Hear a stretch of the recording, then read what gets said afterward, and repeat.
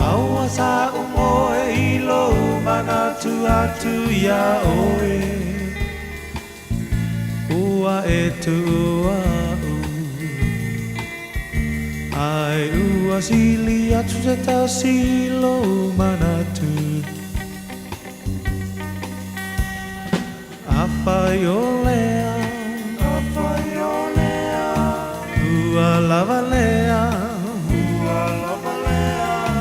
Apai ua e musu Sau se pai mai se upu Ne te ua pei o le tasi upu Moa moa lulu Niu niu bulu Asili o na wha pupu Nei e tongi le moa Ai upu lo na apa Ne pei o le tasi mua ngangana E pasia O le ngata a e pupula nai o na mata E pasia O le ngata a e pupula nai o na mata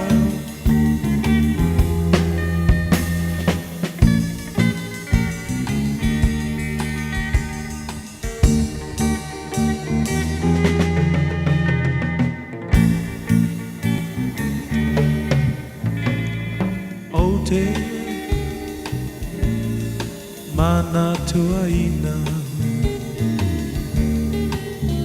Sa upu ole apai atua e pa a misa misa Ai se ale pongai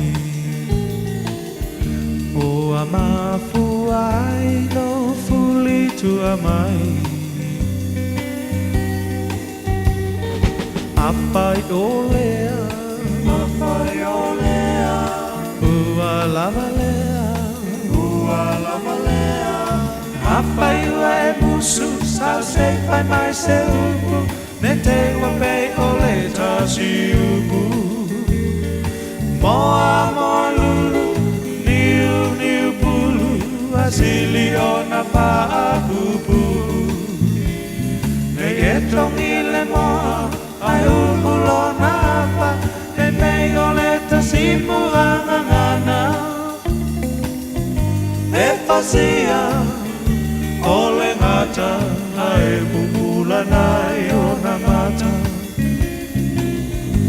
E pasia O le ngata Ai pupula nai o na mata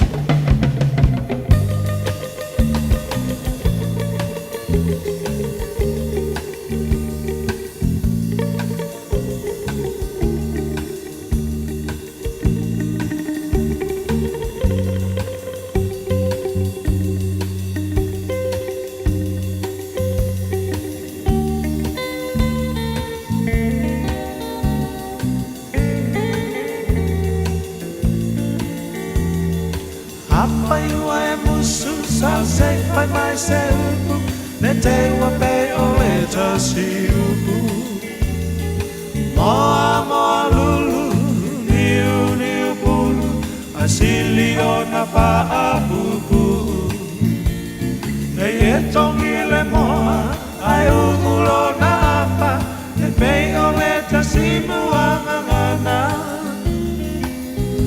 E pasia O le ngata a e pupula nai o na mata E pasia O le ngata a e pupula nai o na mata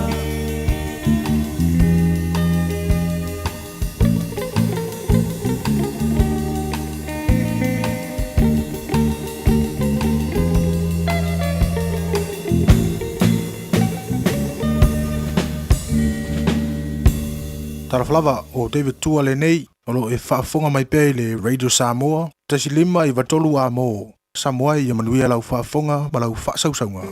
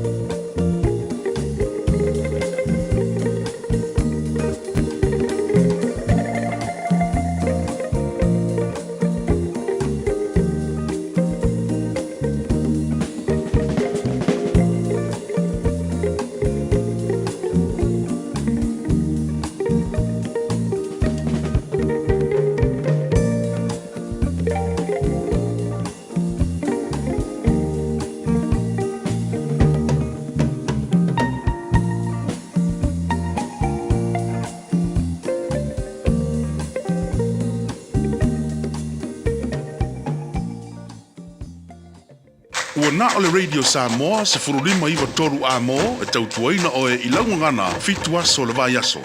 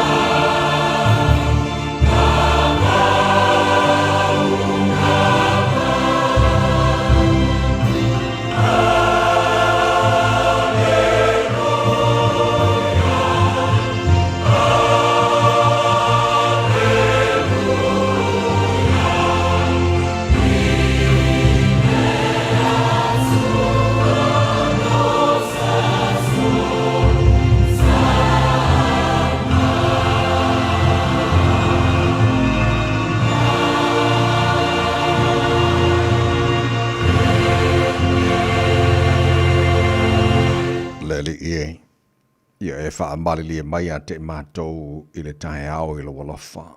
Ina ia mātou alalanga fia ma ia oli i o mātou aso uma. Ia o mai fo ia te mātou le mātango fia mai le li i lo mātou atua.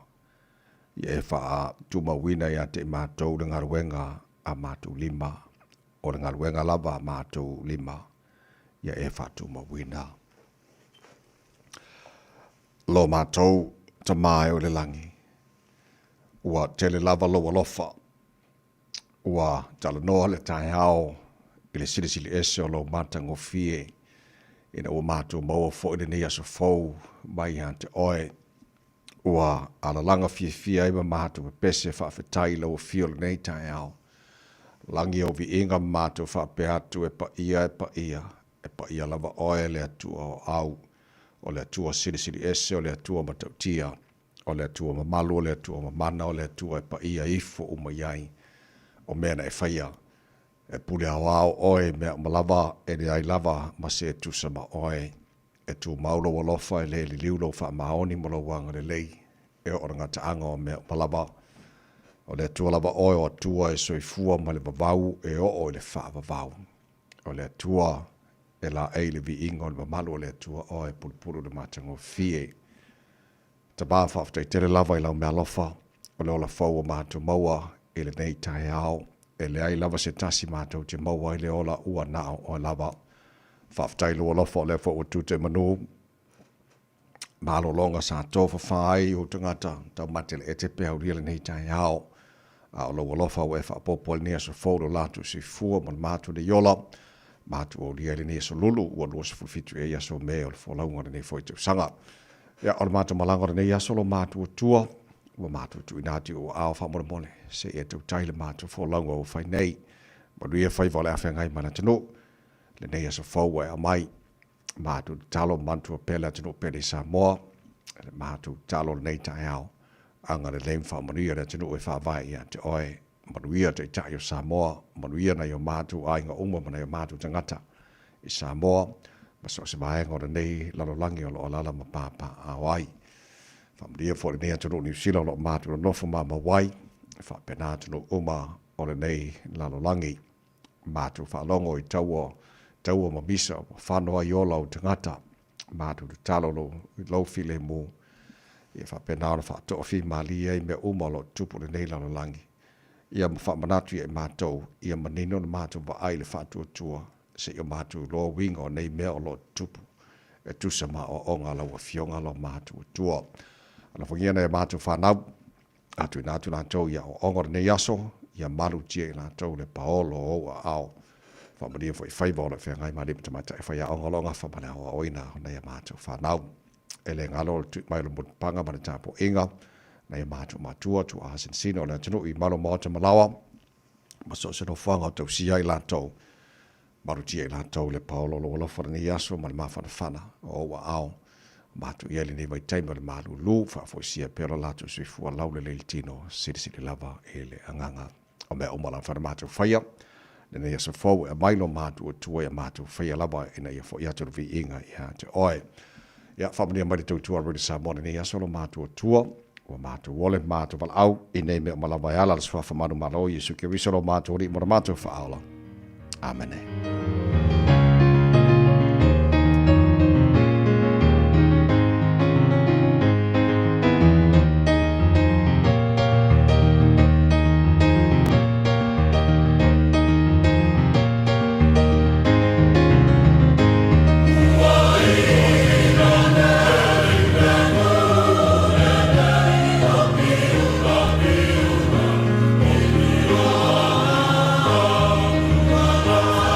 Sa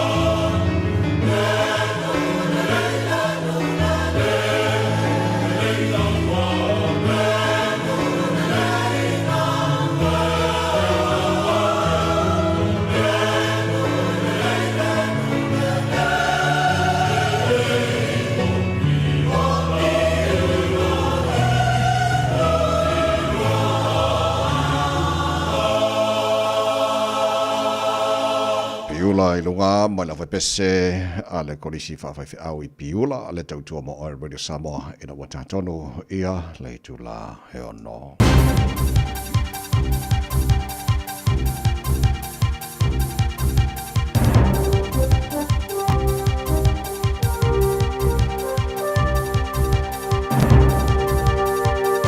In this update, the Privacy Commissioner has found Health New Zealand and Manage My Health failed to protect sensitive patient information.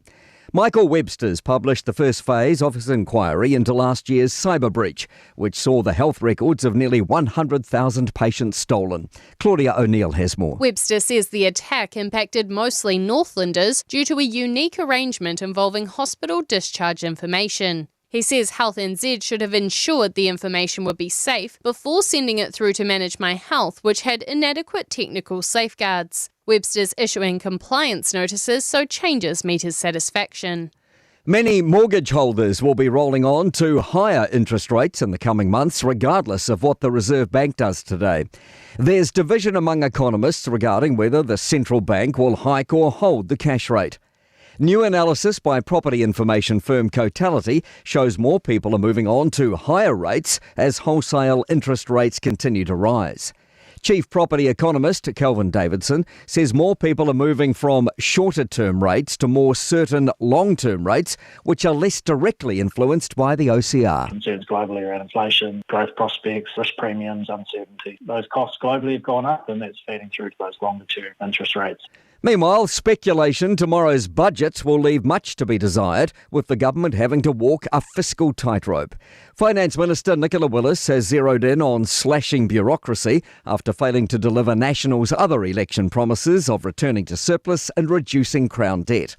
Auckland University's Grant Duncan expects this to be the final major attempt to soften the bad news for taxpayers and make a pitch for re-election. My sense is the speech that Nicola Willis did last week, talking about reducing public servant numbers, was really getting ahead of that bad news. Air New Zealand's cutting more flights, this time from late July to late October. The changes come on both its domestic and international networks, with the airline again citing high jet fuel prices after making similar cuts this month and June. That's news. In sport, Warriors coach Andrew Webster has kept Tamairi Martin at halfback for Sunday's NRL 1-Plays-2 league match with the Panthers in Sydney. Luke Metcalf is on the extended bench but has been named to start at 5/8 for the reserves. Pace bowler Jacob Duffy has returned figures of 3 for 39 from 4 overs as Bengaluru dominate Gujarat in the Indian Premier League cricket qualifier playoff at Dharamshala. The Royal Challengers posted 254 for 5. The Titans are 107 for 8 in the 14th over in reply a short time ago. And Scotland's World Cup football return next month for the first time since 1998 has been marked with an image of Scott McTominay's bicycle kick goal against Denmark appearing on a limited edition £20 banknote.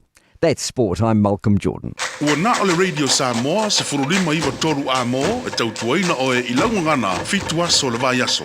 Ele nei tai o foi mo mono fantalofa le swafa malolo tanto li faula yusu kiriso samona de pele ele pa ia malolo fa fonga ga malo lava le sui fu bruia a tele lava mani binga o te waio te fantu lo wa nei tai fo malolo sui fu bruia tatu ave vi o tatu matai le langi wa tele lo na lofa o le nei wa tatu felo ele nei aso fo o le aso wa fai ele tua tatu ori ia matatu fia iai parpatia le anga le lei o le tapa au siri langi o lona lofa o mori me loutou sui fua mora mātu wola o tāra fisi whai lumo re nua o tua re nua manua la mala nei tai hao avela ere vi inga ia te ia lofa mai lo tātu o tua tau tai tātu whalau o nei aso ma tātu whalau ile la o lona lofa o tātu iere nei fwoi aso lulu o lua se fulu mana fitu ia iaso o na masino me o tātu whalau o le lua fe lua se fulu ma le ono usi mai la whafonga le pora kalame manu o le tai hao Radio Samoa to ona nei tamai meni social mai engineer o le tato Facebook ma YouTube Radio Samoa Sarah Tasi Patia ma fenga pesta al jelusio ya wala foli to tuino lo tu pa e mo to malu se pa ele tu la se folu e le tai nei ya mole am taino le fo tai fo e le fo tato ma tai wa tato ma wali nei so fo ya o se baila mai mo la fa fonga o le lo tau mo le aso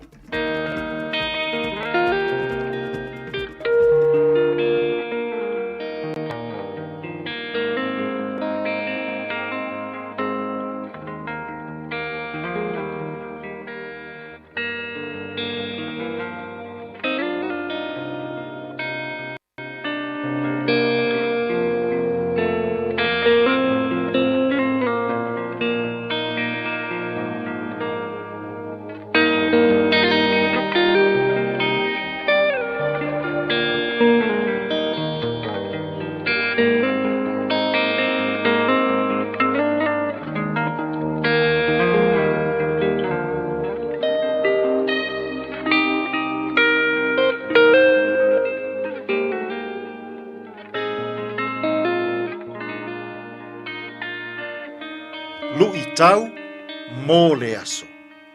Sau I lalo male la au, e feilo ai mai Yesu. Come down from the tree to meet Jesus. Luka mata upo e se fulu maleiva, a olona foi upo e 5. Ua o atu Yesu I lea mea. Ona tepa e lea o ia, ua sila fia o ia. Ona fetala yatu lea ia te ia. Saka ioe. Ia e vave ifo ia I lalo. Awa e tatau ona o nofo I lou fale. I lea sonei. Sau I lalo male la au. E feilo ai mai Yesu. Come down from the tree to meet Jesus. Fai mai le muanga ngana lau I loa a Samoa. O lalo e maua ai malo. O se langona e tupu ae I le loto o le tangata. Wana faa mau wa lalo ina ia lava. Ma ia langona lo na faa tauva. Ma ia langona lo na ngao I. I le vā feso o ta iatu. I le isi o na uso a tangata. E whape nale a nganga o loo momoli mai e luka I lana tala e tusa malevala a wina e Yesu o sākaio. O sākaio, o se tangata ao la fonga. E mau oa tele le ta māloa lea. E whai ngā luenga mō le mālo roma. I le ao ina o la fonga. Mai tangata isa rā elu. I le vai taimi o loo pūlea e le mālo roma. Isa rā elu. E tele fo I la au wala pi o a sākaio. E ao ina ai nei tupe. E leo I loa ina e le mālo roma. Ua hae sākaio I lunga o le suka moru. Wana mauatala. I le longo a o le neitangata o Yesu. I le mana ma le pule o loo ia umia. Ua pupula tā waso. Ua faa mama ina le pela. Ua sāva vali e na pipili. Ua tuhulia I fafo temon. Sā uru tino I naitangata vai. Ua fetalai Yesu ina ua vaaiae. E maua lunga le mea o loo nofo mai ai. Sākaio. Nelai fai mai le tana luka. Fetalai loa Yesu. Sākaio. Alu ifo ia I lalo. Awa e tatau ona o nofo I lou fale. I le aso nei. Ana le alu ifo I lalo. Sākaio mai le suka amoru. E le mawhai ona feilo ai mai Yesu. Ina ua feilo ai sākaio mai Yesu. Fai mai le tala sākaio. Yesu o le a o vae lua I nātu a umea. Mo e mātitiva. A fai foi ua iaise tasi ua whaatausu wai I a te au I se ala le leina ou ave e se ina mai ai ana mea. O te toe tau I atu ta I wha. O le winga o le ingoa sākaio. O le wha mama ina wha le atua.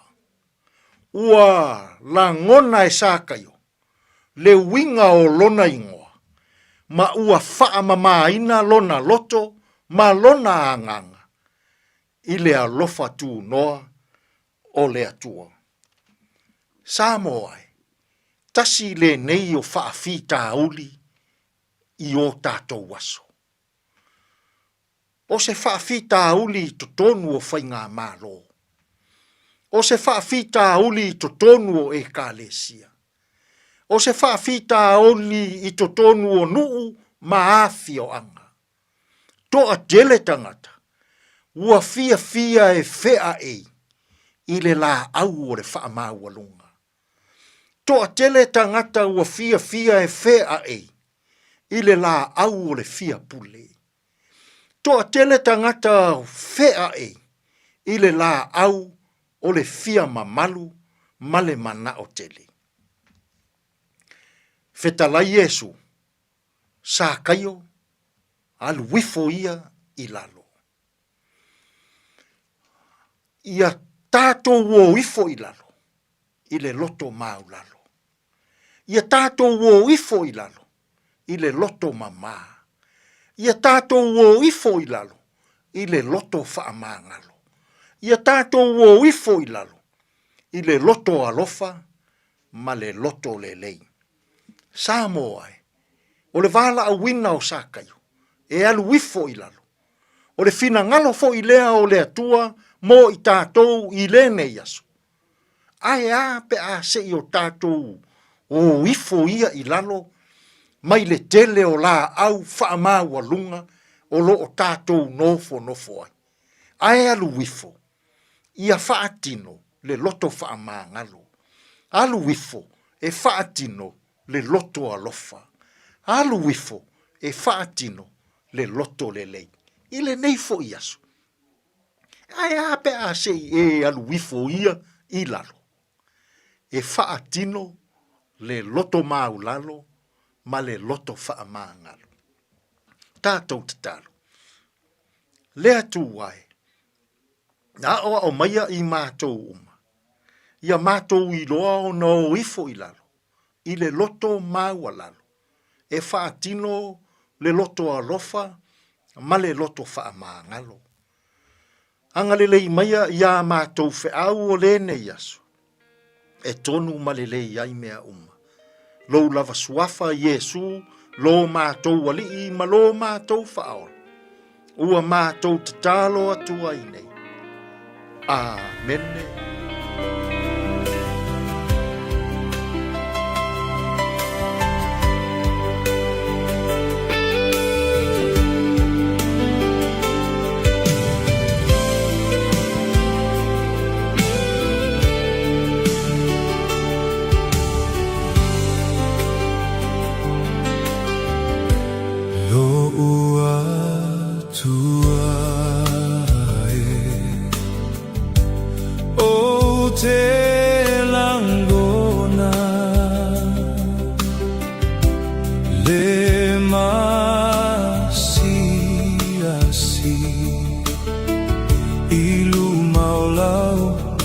Fiona Aua o Iloane Ualea iso filemu Ina wa otu ula foai Ilawa fio Yesu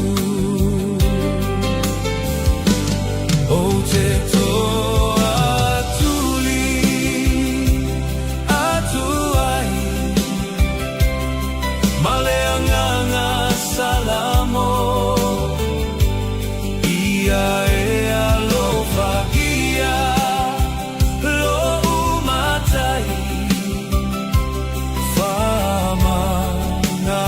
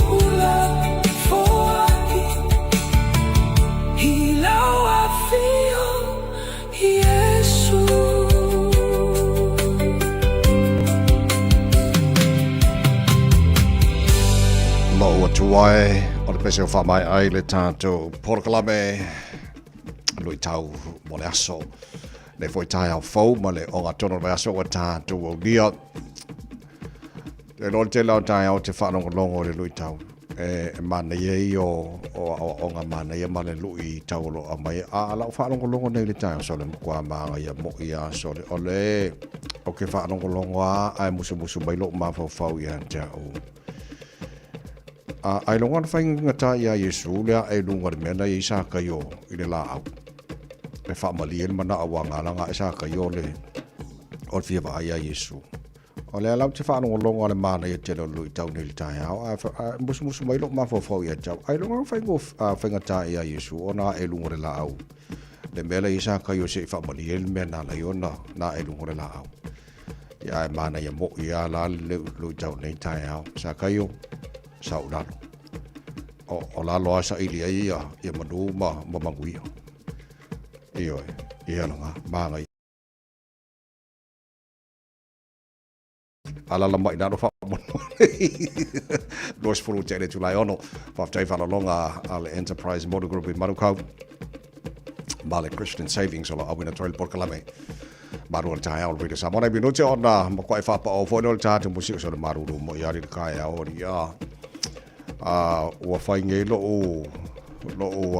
sukiwi lea o sawang ngafi le maruru le kaiau le kongol poku whaasalalau ki loa le ea mawhangwhanga kau wha mawhangwhanga kongol poku o le mea okupu e umoi wha ngafi o kau ka where suku no wala o wha whangbangi kaiau wha pe oile aila e le koe ki ala le ea mawhangwhanga si le whai o le ofu le mawhangwhanga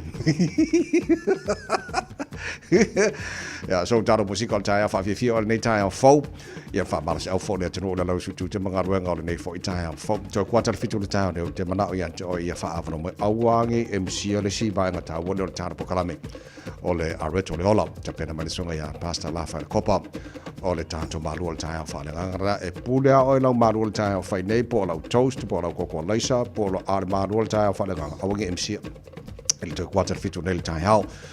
Today in history, taro bawai pare mena tupulasion osu fitu Mei e le telo te sanga bawai o le tai na fitu i le tau ni mo le fa pongo te fo e le ngal Britania pa tal fitu Porokalame na po fa le tai o maru ro le sololo a se mo mo taro bawai po mai lunga na wala le fo e tai ao.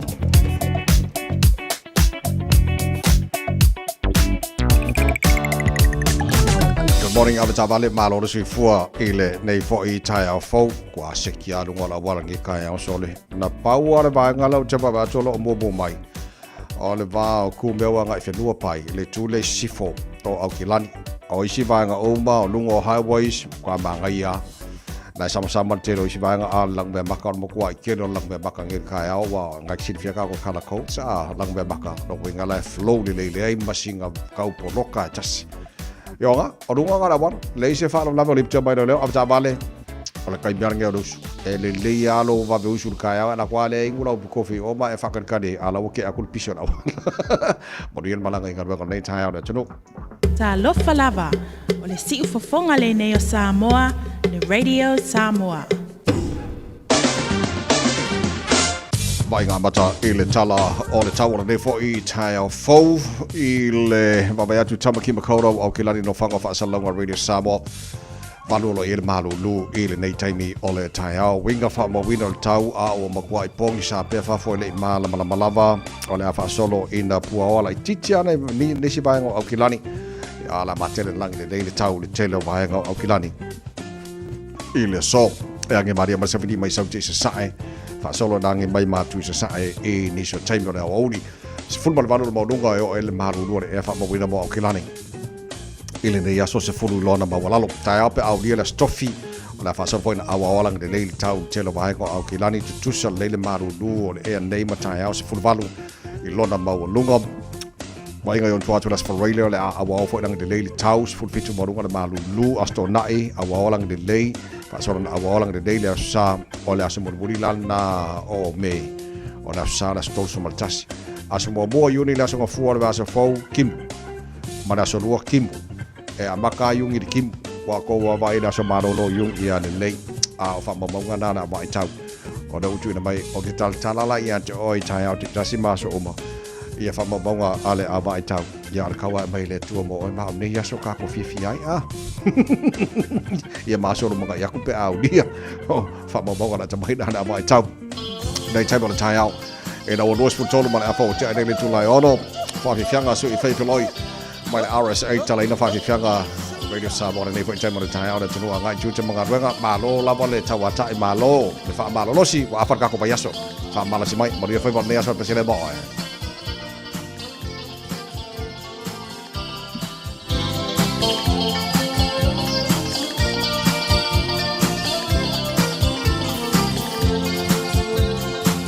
Whaapofonga Samoa o Angeo Imoa o le toa ua lepa e ua o tia i sema o sia umea ula a ufa amo imoi e to fatu i toni e ole a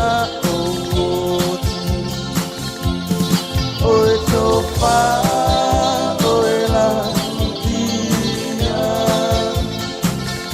ole ama bae leta ua. Zoe lili ulo ma pau pau, sa ili seta si eta wangapau. Ole a se ulo uba ai ana ile au.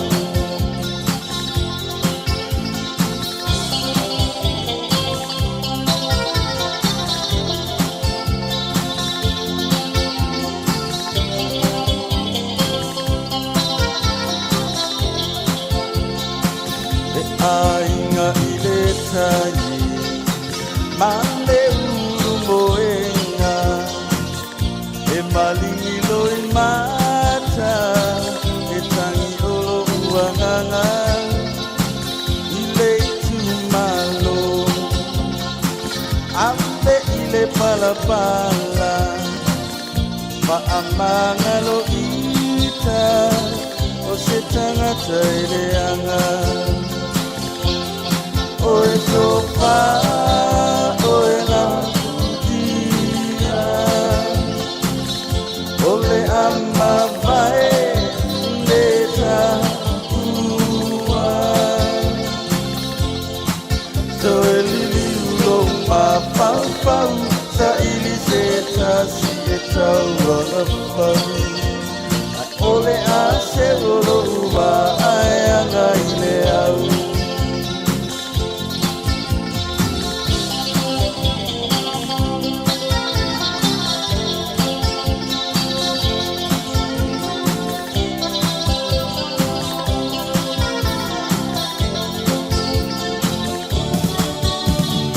Satu ulo tola ukilukinga Ole a ame aita uepe ose ainga A ole nei ua esi sole na iau whainga Le pina ngā loe ole atua le oe ose tokinga Se mea lava a whainga ta ole whaiava E moe le poronga ole loto ala i le tinga Io o i le vave a pulo le sua vai vai so whaiva ai ale ai E ua laula ole mativa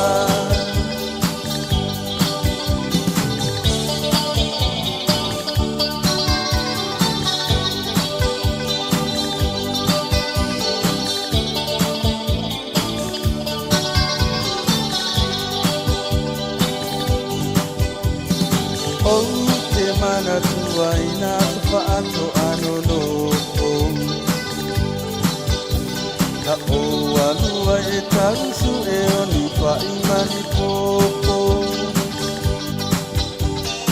E tau mawhai ahi o se sua vai E talo ai o lo umusu i lau tamafu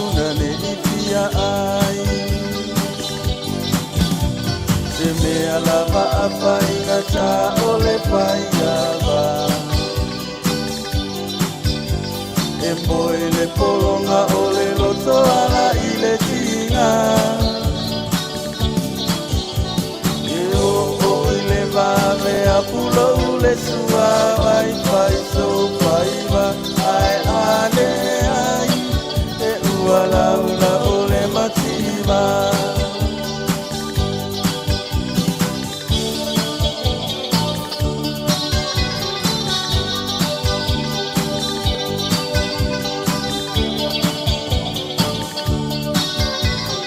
Hey, hey, Luas full money, but I would tell it to lie on all. Well, if I found a book, I'll have a time already somewhere in the foot time for Battle Lover Sea for Maria. Yeah, or have an office if I tell of all time of Calami. A pang Umalabo, Leo Fafel, and my long all time to Facebook, my YouTube, or somewhere in the foot time folk, Battle Lover Sea for Maria. Fafonga for that to know that just a total a boy Aukila name and to our oil on a Balosi. If I been for the FM 106.1 is some more. Malo Lover Sea for Maria. Good morning, late time folk. Hello. Fausia, good morning. Malo Lover Sea for Maria. Ele late time for time fatal for my Mayaba Simone Talia. Good morning. Malo Lover Sea for vai Tino Papa. Good morning. Malo for time fatis Monday time out to the Fosi Moti Uso. Inga Melpone. Malo for time fatis Maile Tarabo Clam and for time fo social. Good morning. Malo Lover Sea for from nearly to a time fo. Order to time. Good morning. Malo Lover for time fatis Maile for time out. To proclaim. Si Papa Savidi Male, good morning. Malo for time for my weary Madukau. Ropeta Pele, Masina, good morning. Malo Lover for time for the smile nature out. Mio if Amosa, Malo Sifu. Charlie Hans, good morning, sir. Lopatuso for time, Senior Star Liam, for time for my nature house in Niva. Tapusoa, good morning. Malo for Thailand. For time for my name for time foe. Lee Tumanga, good morning. Malo for Thai, Caroline Tuala, Malo Sifu, Il Nefo time foe, Mangele East. Malo Mangele, to Philau Sulifan Esse, Fiat Spire, good morning. Malo for Thailand, for this man for time foe. Rachel Sifa, Point England, East Auckland, Malo Sifu. Ako kaya nga ko ikarisyo no kako ba futan fo malo fa lava le fa smai okay lo fa for mai isi nei tai out sa waso tofa malo fa tai le fa smai nei fo tai fo and Savvy good morning malo fa tai sushi tase ocean malo westi le fa for mai tai out ya malo lava le staff for the medics malo lava fa tai le fa smai nei tai out mele Malo Lava for Taylor. I fakal for my fakal for nature folk or to fatal for Malfamas on my ear and more foile sitting on Malosia to let you know. Il ne for time folk il ne time on the Ilabavayatu on the Palotina il Pulino or Aukilani, my counselors. Ia le tulanga lo ile proposal le Pulino or Aukilani. O le na mai lasu mo te se mane te atu nei e le si tie lunga o rates au kilani. O le rate le na proposed e le pule no au kilani 7.9%. E le na proposal nga le na mai o nei la o le palo te nai pe langolango ina councillors au kilani. Ia le maurunga le ua ia nei ai o te fia lau titilo atu e pe e fōringa mai lau wabai atu on majority of councillors ala council Aukilani whapopo ia i manofoa e lua o na foa ia sa whaingoa o na foa Maoli o le Independent Māori Statutory Board o la tōna le la palo teina nei le asora nei pe langolango ina le 7.9 increase o le rates Aukilani. Lena proposed mai ele pulinu Wayne Brown. Nas mo te sema pe tau fia pe i le lima te simaleiva o lo i le teimine nei. Talo sia ia i oe umama ia councillors. E awa nei langolango ina le proposal.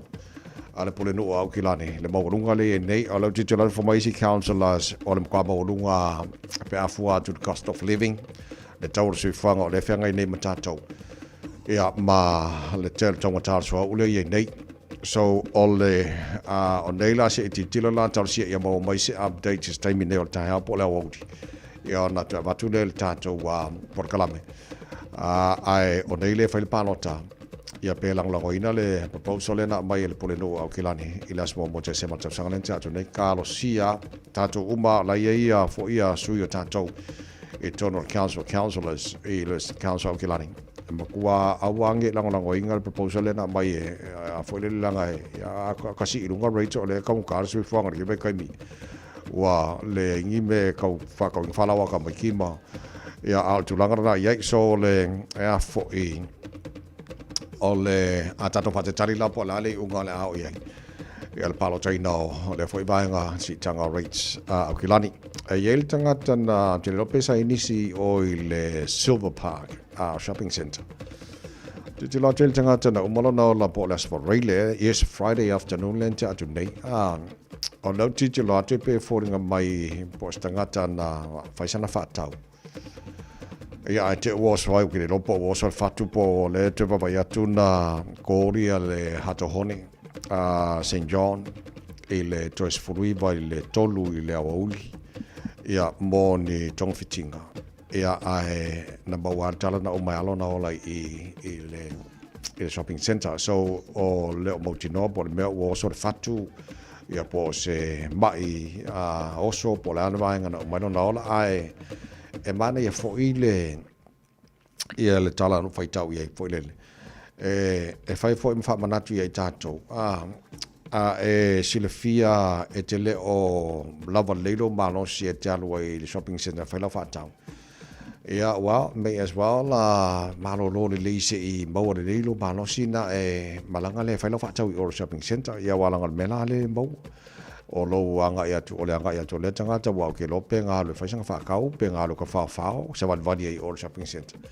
ia la tu mai lo na o Silver Park Las Freeland tu nei te lo pena ini si sa la tu mo mawina ia le foi tu langa pe ona ia o lo o ti lo ni si initial proposal o mai o le foi o pay rise o po si ti o tonga mene o fai pule o lo te ti lo e feo lolo a fo isi vaenga le ona si tia ia le ia te tongi o faipule.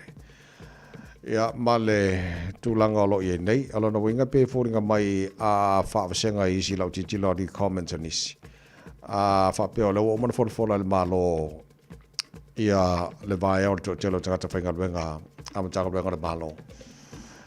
A si tongi o faipule, o amkwa ili make sense, ale kwa inga me, so whatete inga lala titi lau atu o you line.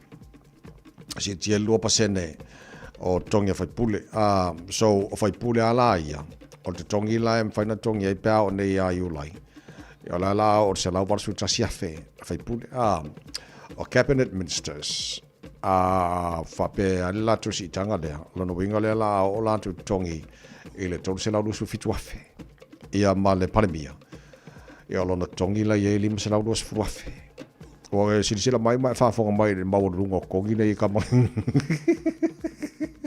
o lo winga pe fōringa mai se furui va fer tau sama le ala si tie te tongi o fai pule nei ia male parimia ia and cabinet ministers ia il masino you like oi nei me yungi you like lango winga le se fai lako si kanga ai le o pano ka las fito november kai ambu ia foi la towi e kusa vai a mai a ka whainga government agency staff ia ai si ilunga kongi fai pure kai mangai foi la towi so no kikiro aku le ngau ingo le pumping singile e Manawatu e kusa la kikiro aku fa mai le headline lena mai le a foi ele One News rural petrol station in Manawatu hit 3 times in the same night by thieves.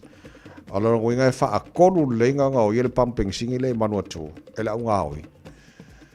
E kusama le kolu afile worth of fuel ping ile nga winga le fa akolu le ile podcast. Nga yo fa persone ka fefe ke le fa le kongori. Ya de nga o iri nga ka ka ping singile wo yenge iri Ia au te tonu nai manua tu te lope ni so fa fong mai manua tu. O le mea ngang kupul kopi kongo. Wanga o ika ngā kore o po fe a kua e re kaung kāra sui fuanga le man kaung kāra pengisingi le o iang. To e luas funtasi mino jolo tōre tāno le tu la e fitu po kala me maru al tāno radio Samoa. Pa fi whanga mai le Olds Band. Kia ora, good morning.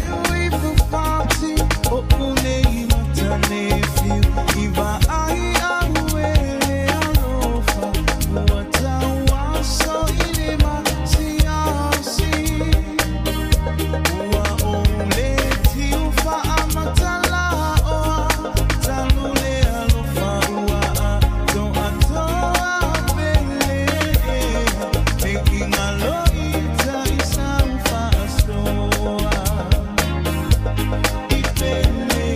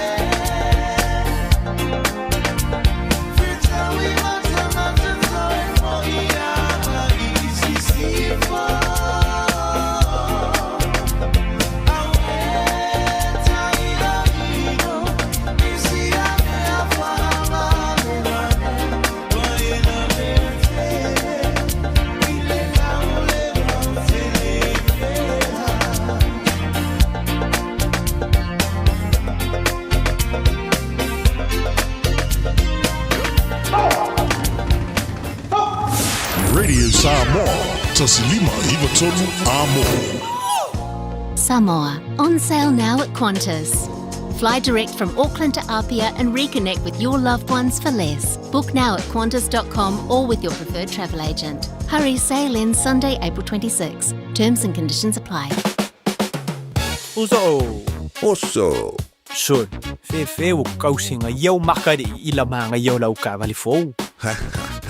La we amu so. Bye. On the Enterprise Motor Group man ka.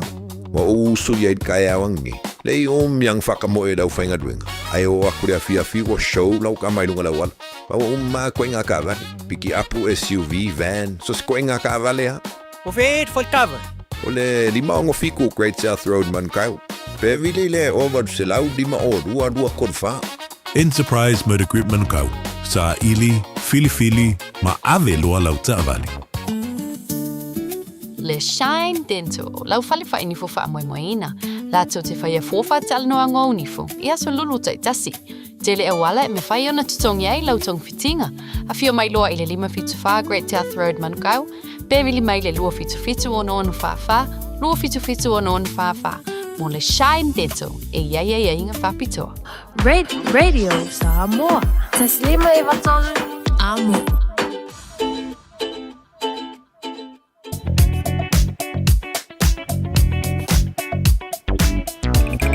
Sauni mai alole tātou ni potile mai lunga ole awala ona tu ina tu lo leo tātou pokalame areto leola nei foi tai o fo o leo fa solo na mungu mai ni so vai nga lunga highway sa lai tele ina lan me mata sama no winga lai flow li ya se bangana about Marosco it is southbound ole state highway lo se follow le mungu mai ringa fa sporo kala titi around Dominion Road on ramp around Highbrook Kasoko kikilo aku Papakura on ramp more city bound state highway 1 lesi banga na lo mumu man ne banga ta ya isi banga umap so longa le les fan lave o lunga la wala le foi tai bo ta ya so ole reporti la tabali na lunga ole wala after vale to ba sang re muna nga ju jam ngat wenga ole nei foi tai ya photo se fulu tolu minuto lo tora ta le ole tu la fitu Osi mai la mai momo la fonga ole arbitro le ola ne foi tai. Bread of life sent down from glory. Many things you were on earth, a holy king, a carpenter, but you are the living word. Say it now. Come on.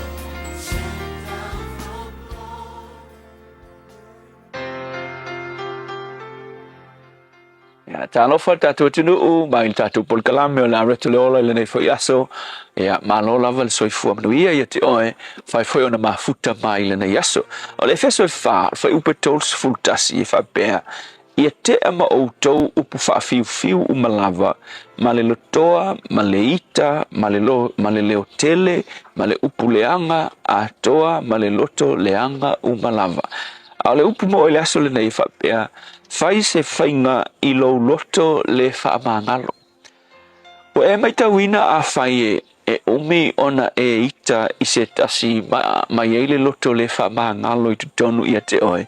O le mea o le atupu, o le a pei o se polonga, o le tangata foile ai ata mai ma a e ke polonga. Pe a fai e tu mau le loto ita le whaamangalo ia te oe. Me o le loto ita fai pea.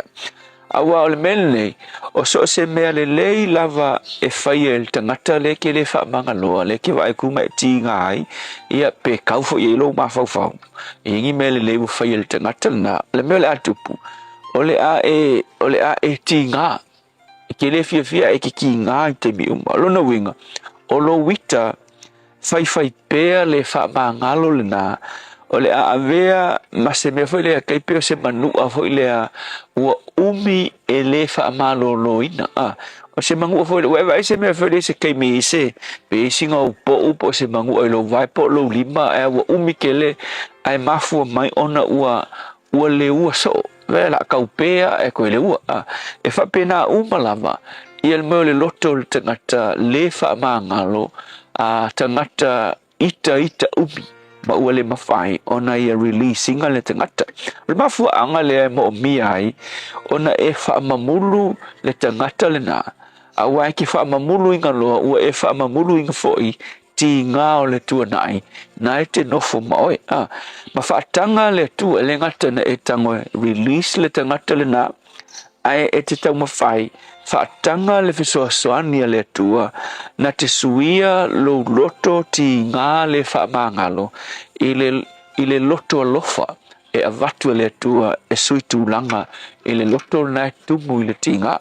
A whaie le whaie o ele melena o le a avea lo loto ma mea o ona e o ona i lo wolanga ia lo wolanga a toa lava a umilanga e loto ti ngā i tangata le ai se whaamangalo o le a o ona lo loto mela ngā a o le ngā o onga lo loto le mea le a kupu le a mafua i loa ona e tautala i upu nei le tele o teimi ke rosas ka ngaka loto o ona loto le whaamangalo loto ti ngā whai pe i tangata e maua i menge mei whai merkus pai e tautala i upu whaafiu e whaasa mua upu whaafiu le upu whaapirtania na lona whaasa mua kaungai o upu o ona tautala i upu o ona o le ita le pūlea o le leo tele o upu leanga ma le loto leanga vai o mea uma kupu mai lo loto na o mea leanga lava la o le siri la mo o ele nei aso o e whaina i le lisio ko i ngā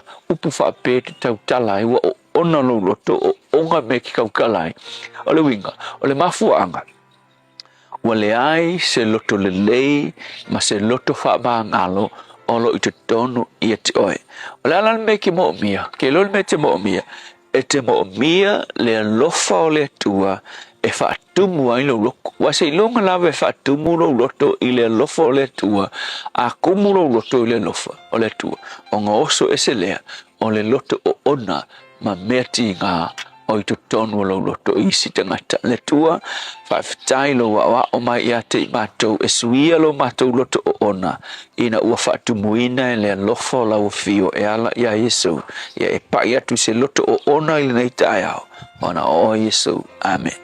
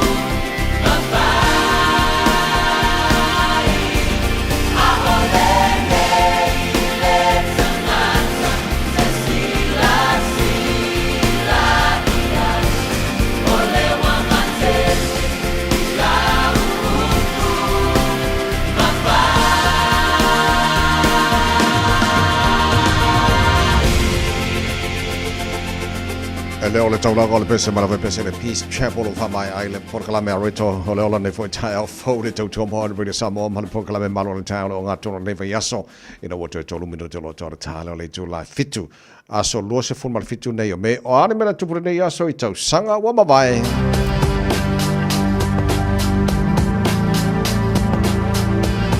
whamawina o le aso lua se fulma le fitu o me o le tausanga a feiva se lau tolu se fulu ma le fitu o le aso whamawina na te tala alo I ai ia le awala lau papa aulo, the Golden Gate Bridge. I te tono San Francisco, na te tala le aso lo se fulu ma le fitu o me o le tausanga a feiva se lau tolu se fulu ma le fitu. O le aso lo se fitu o me o le tausanga a feiva se lau fasa ma le tasi o le aso na whamawina na ngoto I le maatau a Siamani, na Bismarck. I le aso losu fitu me o le tasi iwa whatasi. Ma le aso losu fitu me o le tausanga a whewisa lau warasu mar fitu. O le aso na whamawina na maliwa I se tasi o tangata tautaua, one of the artists in New Zealand, Colin McHale. Na maliu I le aso losu mar fitu me o le tausanga a whewisa lau walu se fulu male fitu. Nisi ngā mea whamawina na tupu laso losu fito me le tele tau sanga mawai le tau tua mōna mwini Samoa ina ua toe lua minuto lo jore talo le tu la fitu taru jan folding ngal Britannia pe mai atara fasa longa fa business ne. It's easy for life admin to slip down the list. So, we're politely interrupting this show to remind you that winter immunisations, including flu, are available now. Let's get them sorted at bookmyvaccine.nz or ask your healthcare provider. Au kilani saute, o sa ili se sa mo oe malo ai, o le Enterprise Motor Group manukau o lau fale ta vale fa moe moe. I tele ta vale matango fie filfili mai ai, tele le fisosoani o lau fai ngā luenga mo oe, mo se ta vale tala fia ngai, su mai I le 5 Grey South Road I nei manukau. Asias fo I le upenga ta whailangi enterprisecars.co.nz, pe wala au mai I le oval se lau, 5 Enterprise Motor Group manukau, sa ili, filifili, ma ave loa lau tāwani. Mō tā penanga o whaamoemoe te tele, whaafisot ta I le Lux Tent Rentals. Maua whale ie, nufoa, lau, stage maisi, veri mai loa sa Taj Singh I le olua lua, 5 tolu. Olua lua, 5 tolu. Hey, where you two off to? We're going to go drop off Nanny Aroha's bus screening test. Have you done yours? No, this Nena is too young. What anymore, Nena? The age has just come down. That's you and Papa too. The starting age for the National Bowel Screening Program is now 58. When you turn 58 or 59, you'll be sent a free bowel screening kit every 2 years until you turn 75. Please do it for us. It will come in the mail. Hey, hey!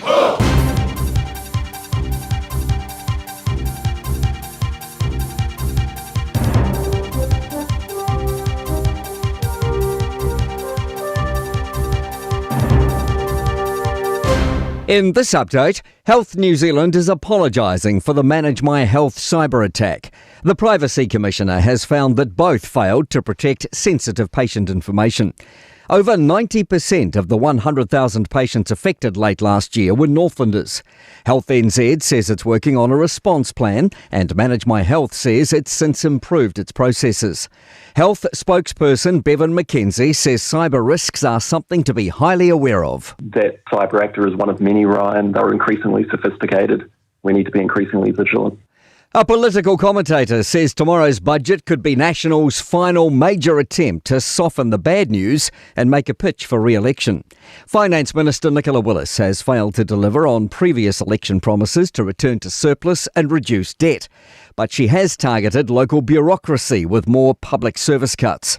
Auckland University's Grant Duncan says National's in trouble, which raises questions on both sides of the aisle. Is it time for a change of government? Can the alternative Labour-led government do any better? And also, of course, will voters think, well, a lot of what's going on is beyond the government control?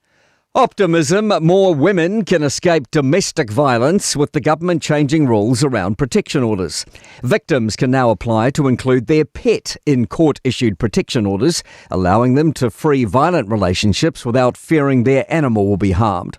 Family Violence Prevention Minister Karen Chaw says data shows a quarter of victims at Women's Refuge report their partner threatening to kill their pet. Might be a small change to some, but it'll be a massive change to many. We can't ignore those statistics. So anything that we can do to stop this from happening is to the betterment of everybody. Higher tertiary study is booming and workplace-based training is heading in the opposite direction. Ministry of Education figures show nearly 37,000 students enrolled in master's degrees last year. That's up 17% on 2024. Bachelor's enrolments rose 3%.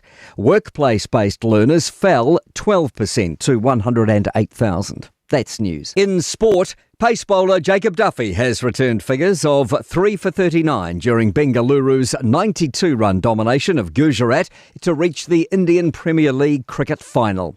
The fixture is his fifth of the team's 15 so far in the campaign. The Royal Challengers posted 254 for 5. The Titans reached 162 in reply. Warriors coach Andrew Webster has kept the faith in Tamairi Martin rather than Luke Metcalf at halfback for Sunday's NRL top-of-the-table match with the Panthers. Scotland's World Cup football return next month for the first time since 1998 has been marked with an image of Scott McTominay's bicycle kick goal against Denmark, appearing on limited edition £20 notes. That's sport. I'm Malcolm Jordan. Ua na ole Radio Samoa se furulima iwa toru a mo e tautuaina o e ilaungangana fitua so le vai aso.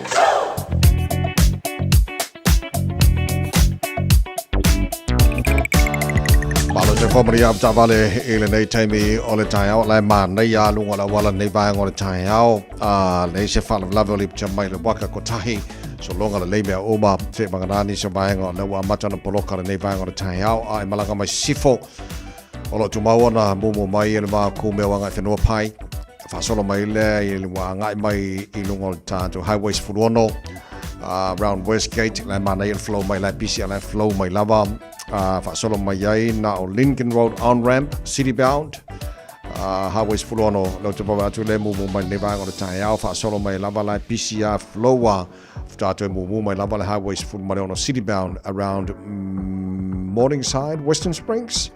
Ai le yo taulanga o Kilani.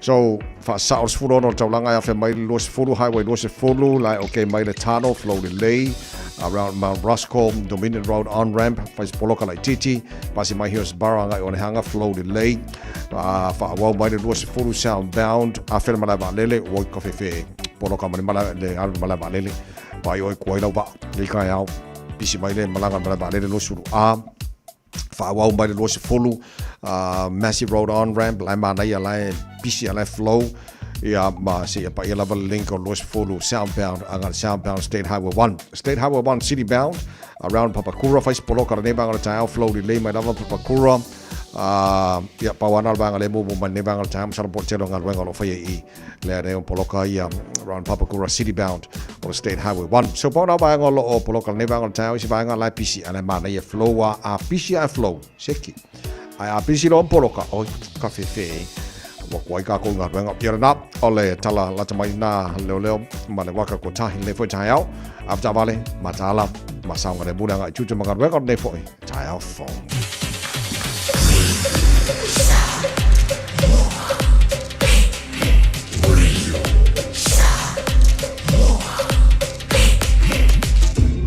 Limoi tu amo.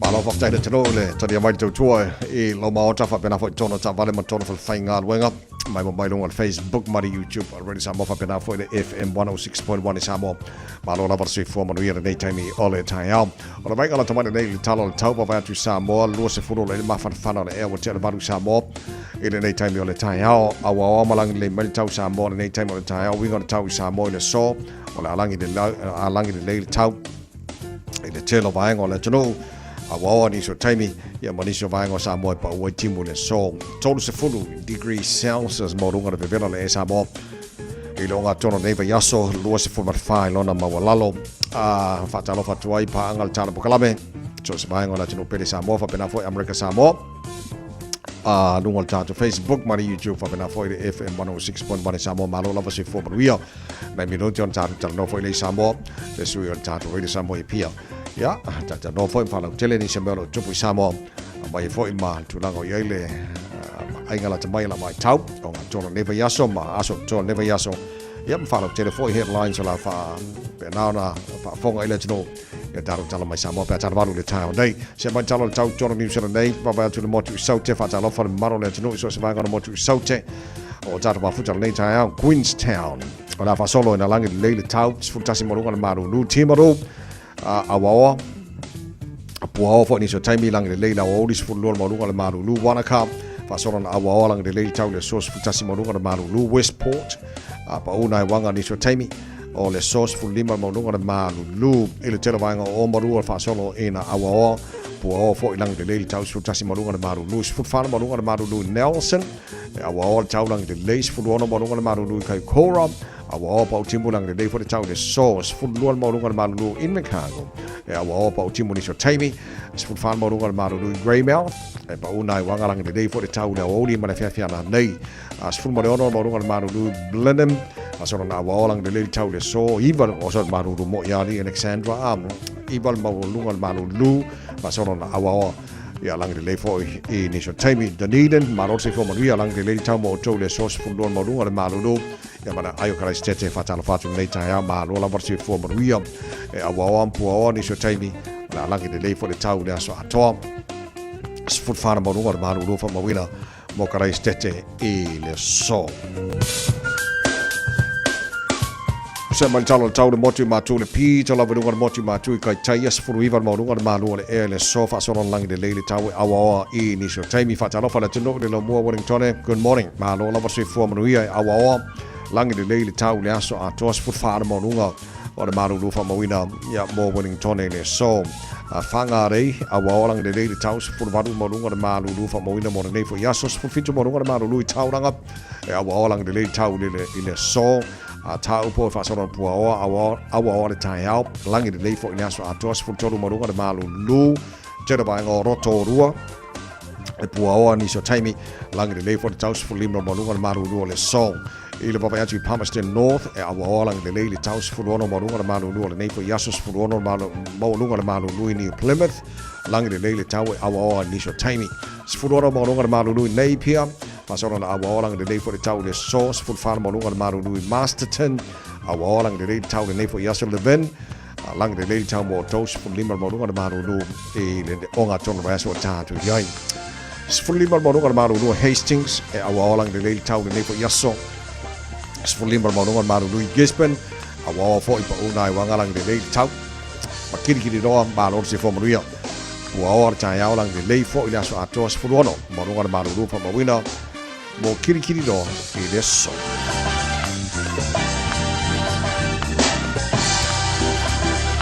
Tama ki makaura wa kilani no fanga fasa lango radio Samoa e le mala mafa fo le apong sa Ivalo ile maru lu ne ba ngol tai to ma winga langi de le tau le soy awa ni so taimi e nei ni so ba ngol kilani ono po wai nai wanga ni so taimi le soy ngi mari mar sa vidi mai matu sa sai se fu baru mo ngol maru lu fa ma wina mo kilani le so tai pe aulia awa lang de le tu sa le maru lu ne tai fu balu lona mo lunga ba ngol tu las for raile awa lang de le la sto na i fa pena fu mana sa e o mai masina o me ai makaro yungi na so fu akimulo ia kimu foi mana solua ia malo pawal me ole io kai afa mo bongo mana u tu na mai na vai tau ina dei taimi ole tai ole tunu ala na papa au ni so vai ngor kelopen e le mana tolo mo ia mane tau mo tau ile nei foi asa fo o tan to o lia na lo fa tele tunu ile tadi mai tu tu ne foi taimi ole tai au o ga tono vai aso o tatu yai ia la fa mai a foi ma fa ai un ma singa so fa foi da no ka sanga la ko ma lo fa tele ma lo fa la mo via le tuno a fe la foi ni so ai ngol tatu no balanga ma liu maleoti ia vi ia lo fa le tua o lo fa toilo si fu ma lo wala e fa wa wai ia tatu fo longa o lo fa nei fa talo fa le mano le tuno fa malanga mai sa mo lo tatu ma futa ia kilani e le nei vai taimi o le tausanga malo lava le malanga manuia nisi fo malanga mai Wellington ia no nisi fo o live sa fatasi mai ai tono au kila nei ia malo lava pe ele lo fole tu o tata mafuta nei tamba ki makaura pe ko ngu siri ale nganga yo ngisi ia manuia nei vai taimi o tata mafuta sa fo taimi to taliu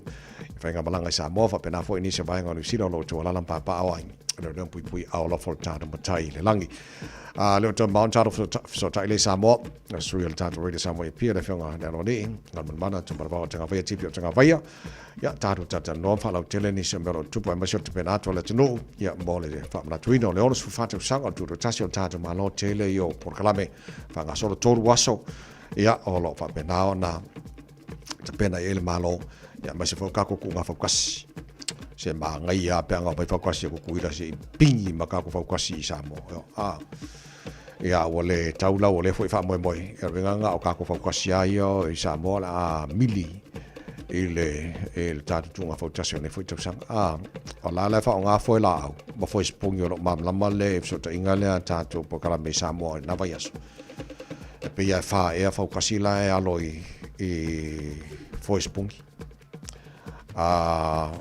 fa pela sa olo mantu atu va solente atu nei fa ma nei no mai Samoa mili fa kasi umala va ai foi la au ma foi spungi ia po ia sam pingi ku nga momo ia no lo le tu nga mo muri pela so lulu ia pingi longa va ai ol foi spungi longa winga la pe e foringa mai ke ua mua le va foi spungi ku nga momo ia mo longa malo pe fienga nga fela mo ko la ko siamo mai o ile ko nga o va foi spungia ele ai la e o mo fruko ko kasi mo ko ai kere foi sia na ko foi serseling fai nga mel tai ya tu langa na ya tato awol mo na ia tau fisu ya fatile tau langona no titilo na po initially poti fa mai si lipoti o le wa mochinoa wa ole le company pole el vainga le sa fa fo in el bona liquidation lo no winga tapuni alo el company au titilo fo initial report ana po fa mai le teta e ole partia New Zealand first or the staff for vai fa for New Zealand but was mane Winston Peters there is a good news more than one Pacifica na pawala le fa le tonwele on fa na ia fa manino po la good news na pawale mea o le titulatu na sau noi le fionga wa vasemana ia ai ese time na fa no good news so penga ko olo ta mafo fauli le sau no nga pawale mea o le fi o le media facility po al good news awa fia fo e ha ben good news na pawale antani white e sau time ona fa lo le so taro sia o le au kikilo ia se tala fia moltato Moana Pacifica even though la tu talong bun bullion ne fo I to sanga mal season o le talo mal Brumbies so talo sia ia o mai fo o le ai tawana yai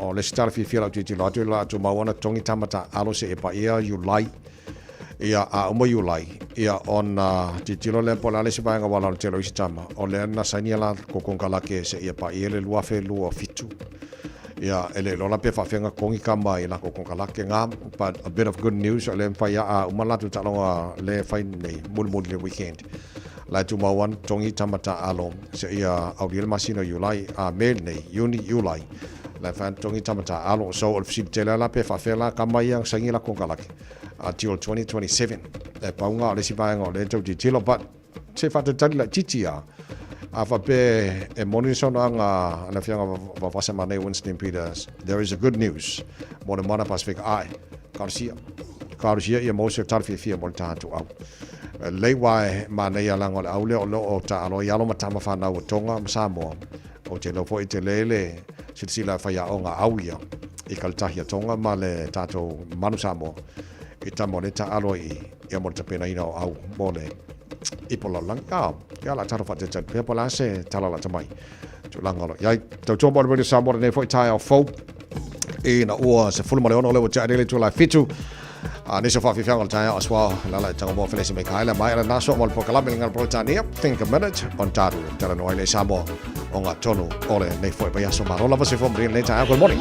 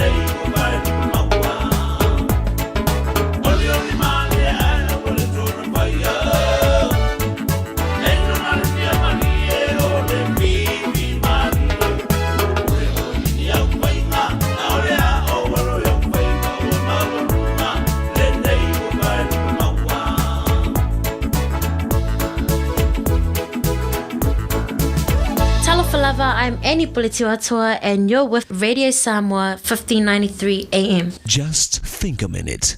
It could change everything.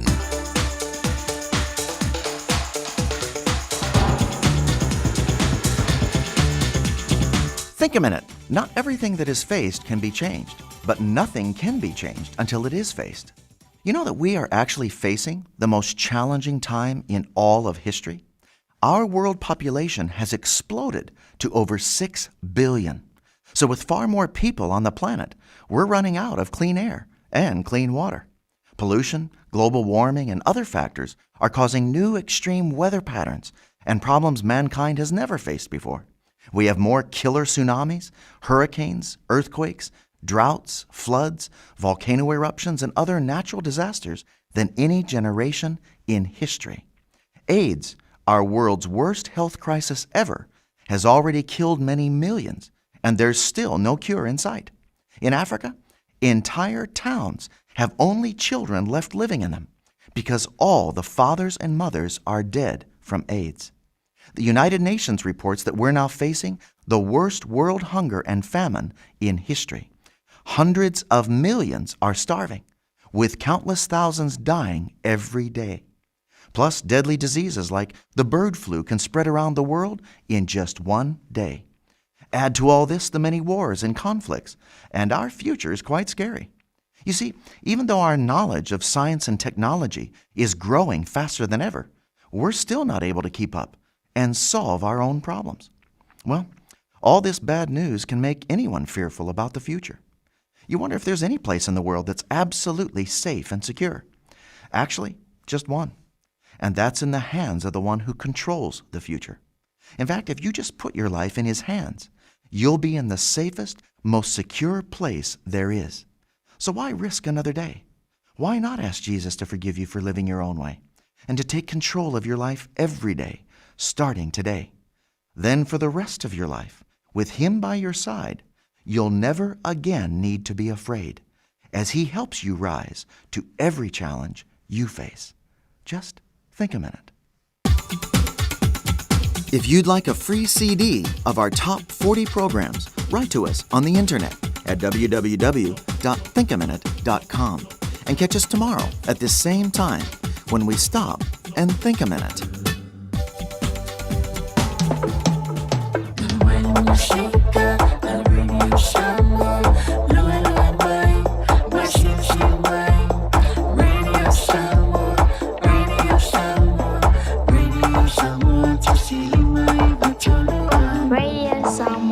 Lua se folo ma le lua le wa te aile tulai fitu le o ngā tona nei vai aso o tātou au lia pera masani ai o lo maua manoa le tātou malu le tae au tera noa tuai sui o le tātou Radio Samoa i pia le whionga le alo li le whionga mana tu mana vau tanga vai tipi o tanga vai o avanoa e whaalau tele ai wha manino le tele o nisi o vahenga o lo o tupu i Samoa.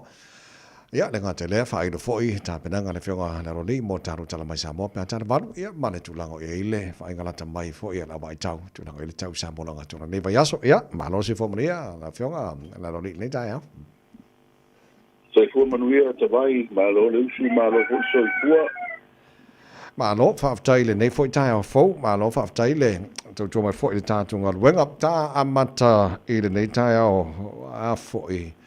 Le maweni poti Samoa, olo e nisho alo Samoa to loi tono Vietnam. Olo o moria e nisho whao ngā lima ma, e tono le fwoi atu nunga. Ia, tūlanga nai le tau kulea wai. Pia le whai unga le vai aso lena, a matau nā lia lima iai, ia fōringa le whai wila velena, tupu i Vietnam. Ia, pia urua i li poti fwoi sa mai moina i lungo penga te whai langi. Ka pea wala o sota inga i televise ma le tio ma newspaper. Ia le la wo mai le nei aso rulo. Wa te le development o le tūlanga le soli tūlafona. Ia ma le ua wailoa tūlava. O nisi o alo le tātu o tunu utalavou, na malanga atu i nei. E le wha moe mo Australia, malanga i le i Vietnam. Le tūla i mai e ia le whaawelawe lea. Le foi la sa filo ai tu stala na fima le tanga luenga le leo le sui komisina. Le la wa mai foi le e whaalinga mai leo leo. O leo wa mata la tu suenga foi la ia. O leo wa nga ia sa idi. Pe iai ni tau mawhainga foi nei to tono sa mo po inisio a fiai. Na o la tau te pena ina le malanga li te levou nei. E wa nga i le tunu lea. E whaatino le sori tu la fono. Okay. O le tasila na waenga tele le watula i mai nei ono le fesini. Po ie sa o lo i tu atu o le ngai o inga le nei. Ia e wa ia tua ma le alofa i alo o le atu no. Ia wa o whanau. E tala vau fo i le o langa. Ia o tele lopo e man tua pe e ise me mo whapena tupu i le tātu o tino. Au te loa. O se ngai o inga mua le tau sori tu la fono o tua i eini si mai Samoa. I le whatinonga o se sori tu la fono i le malanga e whaisisi a tino. Ia, e peo i nane e tilo i eile sa ili li ngā leo. Ia, e tonu o le huwa ngā lue whatasi e ma le no fuanga tu de tonu o whai olo mata i tu ina i a whainga sori tu la fono whavao malo. O le opisa tu tonu na o leo le Pacific o le tātu mutunu. Le wa ngā lue nei ma leo Australia, a tonu o lau so ta ima leo foi o le tunu o Vietnam. Are tala lasa mai le nā. O le fuwa wa ia tui lungo penga ta whailangi e lampo, mai nei tai o. Whaia, te lea development o le. O sa ili lingo foi mwhamtalanga iwa o mai whafo le o tātou mata atu iei ma tātou whaitau iei ma tātou ilo ai. Ia o te le loa ia ina le tau i tūlangi. Ia po le asa tau sila masa tau tala no iei a o inei Samoa. Wala ngona le to te le lea lo whaitamiti nei. Ia a mai sa nei mātua ma ainga. Pero tūlanga whainutala na. Tātou lo fo le atunu o Vietnam. Ia ma ale fo ia la tau tūla fono. Ma whaasalanga. Ini soli tūla fono ma whaapenei. Ia e tātou tālu sia wau te loa. A whaia iei se tau ma whainga i lunga atu. Ia ono winga o tau ma whainga na le a whia i loa tūlanga whaawao malo. I le whaawao malo. Mani. E peo le tala la tamaile na. I le mta upura. Okay, malo whaftai. Ia, e whaale o tala no tele nei tūlangi le na pawale mea o mane wane na mai tāru tala mai Samoa fo i lau whionga le tūlango e na ialo i o Samoa fo lele tala noa na i Vietnam fo lele o le tau sa ili atu ia whaasalanga ia tunu upe a wha maunia ia ko i ngā so tūla whono whapea o le mauti noa le leipo le mora solo a 12 whatui pupe inis whaasalanga sili atu ia po peo ia walango atunu nei o la e wha marusia mele whaasala i le o tipe a mo so tūla whono matu ia i tono atunu wow pero kasi ngā mea le pole Samoa Ia, le tūlanga nai le tunu ura. O le tunu hoi le tātou te loa e pe wha komunisi a la tu pūlenga. Le tātou te loa hui tala anga o le hoi e tunu. Ia, o le hoi o te loa e moni e lo fina ngalo. O le tunu ura e le la tu whaasalanga na. O le whaasala leoti. I sori tūla whono ma mawha. E me se ele ngatala i sori tūla whono whapea. O me ia tau whala u whasaina. Wa tasina tunu e ela tu whaasalanga na. Ai ia tātou ia wa ave esel na whaasalanga mai tātou to e whaatino i nātana mai tātou tu totas. O le fui lae ele i mamau tere atu masalapo le rua aso talu wai. Sa whapenao na tu ina atu ai fui tu si tau aloa o le sui le malo Vietnam o tātou le ia tātou so tanga whaama malo ma le tunu lea. Ia ai whaamautu la le sui o le malo le i Wellington i New Zealand. Ia ai peo le o tātou taria hua tātou whainga paanga tātou sia la. A whapea tātou tia o i le whata maua lunga na i le wao malo. Ia te ro i nā le la swala o pule po le atulanga e whatino. Pe au mai i alo po le tunu i nei. Tu le i whaasalanga mtulanga whapea na. Ia po le alava le pituna inga. Ano te roa. Ono lea e tu pule sia tunu. Ia elea ia ina tātou ia tu la fono ma pulenga na malo. O le mawon tangata le na whaoli mail tō lua leo tangata nu o Australia por sao lea. Ia, o tangata nu o te wawe te fo de suafa o tangata malo na whae o Samoa. Ai, o te loa ia o tangata leo tangata nu o Australia. Ai le fo te wali e di mai o. Whapeo tusi wholau ia na tau nu watu malanga i o i le tunu ule o Vietnam o. E le ni tusi wholau fo i nei alo ia fo dia lo winga e tanga te tu atu na la tu te pena ina tu spo la wari telbo o ina la le ta o me ta to e tanga te e tu ole ole li ole te pena ina al fatti non o so tu la fono ai o le fatti non ole no mai se ini si nei postu la fa pena le ina e li telbo io le tu ya le wa fi ai okay ma lo fa te tele mo le fa lo tele no le va ngai ola se tu la ngo ye pui ngo sa mo ma tu mo tu Pacifica mai fa la fa sai le vai te o si tie lunga le tu la ngo ye ya tasileo ngai nga so tu la fono wa tu la fono ne mo mo ngai nga so tu la fono e te pena ma fa fa le e fatino o no tu la ngai fe ave ino fa la fa sai na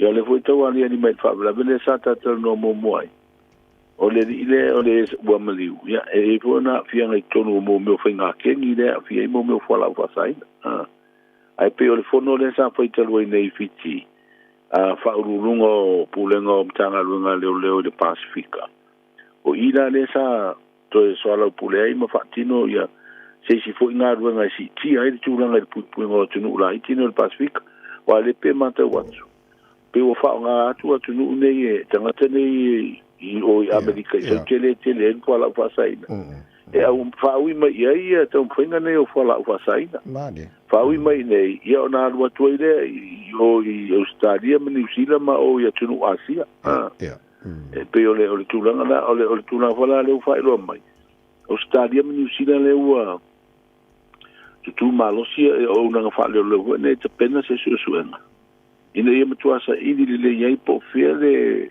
i tonu America so te ina Colombia le sa waile le uta yo mene o cocaine ma pauta fa sai ma fa tu ma ia tunu al Pacifica wa le si le fieta vai ma fa fo le tunu o tonga wa fia tu langa le o le wo i fiti wo atu tahiti ia no winga e ta titilo foi ta to ia ina matua malu pui ta to mai I whainga nei ina ia ua nei sao mai e ua le ia I whala uwa saina hoi nei le maua nisi au mai whana na ta to tenu au te loa a ta uroa uto o whala uwa saina nei au mai a whea tenu o Pacifica e wha moi averisia tenu e whai asi te tele o uta ia le sa maua hoi nisi o tau whainga leo ma fita fo ni sia tunu o fa pena na le wina o nga sa mi Pacifica al tulanga na o si tia tulanga pu no o ia tu foi malo o nei fai tulanga e se tulanga le wari di mai Porque me on pu nga lo awaia le New Zealand Australia por sa le ngamel man fa mo abo o nga wenga o nei tonu o Pacifica e o fia New Zealand I le New Zealand Australia le foi la wa nga lu fa ta se le na malo ma le ia tunu wa I o Pacifica ina ia ta pena le ia ni fai to avo ni pu malu ia tunu o mai sa mai e fainga nei ma no fa tai o leo fa ta waso le nga to la tunu fa na tuina le no su fa ta sang al tuto ta sul ta malo o la se vai nga lo tele to no sa moia le anga tu mona ya solo to ia tele a fu o ta penanga fautas le va ia tu lungo penga vai dan o sa nga fu ia ni sio kapiteni ma la to fu ta penanga a wa tu nga fautas ia me se fu o la ta pena mai di sonu mafio anga wafa fianga ma por me se ya me se po o tulanga I talolo ia fatino nei le fai ngor vai aso ile stona ia wafa mo le teleina fo io le officer autu o le official fono I no ya o tasina vai nga wa fai ngor vai aso le svaleide le fo ia so tele auta alo ese ya stona I o talolo mo tulanga na asali lo tuto tasi ia son fuora le vaso fo fanga solo po kala me tau le solo so inisio pa angalta po kala me na fsile mai po o mai le kikirikiti fo le no fanga so o na e tamo I fo sina tala le o isi awo sile o le te lo ia o le te lo ona o finta fo le mo ni fa sa lo mo ni tu sa o te lo fo ia ese malai le fati no e to no le sita pena ta o le kikirikiti fa sa mo e fo yo loto le toi te pena ina ia o wala o so te inga voi nei mana ia whasana lau ta long kikiti e mai mo wau te le tātou a wala wha teknolosi nei aso o te loa peia o whalonga atu le vai aso nei sa ili ese o pini wa lena mai e aso le te nei le whatami usanga voi lea ia au lai vai ngā tamai ta ima vai ngā li ia e whaintano o whaiatu se tala e tūlanga lea o nei leo mautinoa ai o tūlanga na leo te iloa e tāpena ngā nā pui whamwe moe Ok, mano whafte tele pea ana whia sa usu e se fono le paramene kamamana pea ia na usu anafi le tātou fono fo ia vai ia molo le fono le tāua ia me whatati e le tala au tū o le tupe I rumo le laulau a fono ia ona tolo lea mo esfufa aso toi fo i mai leo tau ormanga tau au fia wale sala pule ino fo i o le lufi ino le tamau ai ngole tunu mo fuanga le malo ilisi sfulua masi right malo fafte tele watu le vano au tapenanga mo taru tala mai sa mo pe taru fa mo le wa fo fa fonga la tunu o tapenanga le yaso te vai ma fa fonga ia o se tala ta mai fa la veden tata no ai peona fi inisio di tervor tatu no o le fa fonga fo inisio tala mai nga runga fo el fam sinonga misel fam sinonga le na mata na fi o ila to fo ni masu to le mo dia le usita il polo inga ina yo o atu mo ni bau a su le tanto palo tsairi tu malo palo to fo ali di tassi la fa fonga fo inisio tatu ta penanga mai te urmanga le parlemene le sa usuia i le solua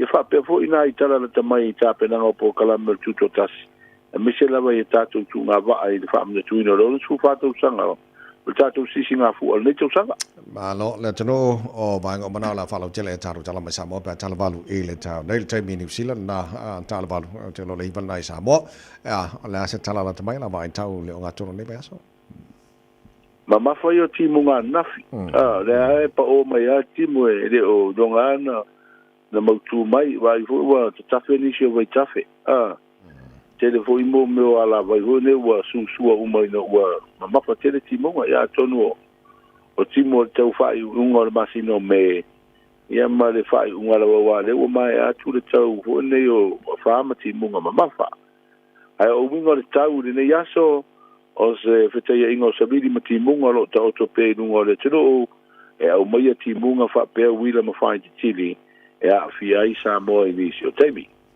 Lo i ei pea ia lapta inga o timunga ma mafa o wha malo sia mo laufanua uma o le tātu o tino wha pea fuena wha malo sia lapta inga mo lo longa mo vaitafe uma mano fuanga e a fia no fie. O le wainga le tau ia uporu ma sawa ia ua ma mafa timu inisi o teimi wha pea wila ma whain te tili e ono wha tau sabiri i teimi o timu ma mafa. Tala leo le tau le sururu. Lau whianga le alo li wha malo wha te tele tau tau mai tātu ngā ruenga le o ngā tono ne whai vai aso, manuia whai vai nei aso? Manuia whai ngā ruenga whai tōtasi i te vai. Tai lava, ia le lei le whianga ngal mana tu marawao te ngā vai tipi o te ngā vai e sio le tātu ready samo i pia. Ia, ma tātu whasota inga le nei whai tai au fau o le nau avantua tātu tala la whalau tele. Ia tātu tala mai Samoa pēr tāle tu la e valu e le tai au. Nei le tau tuamo le ready Samoa le nei whai tai au fau. Tātu whamnianga o aso whanau.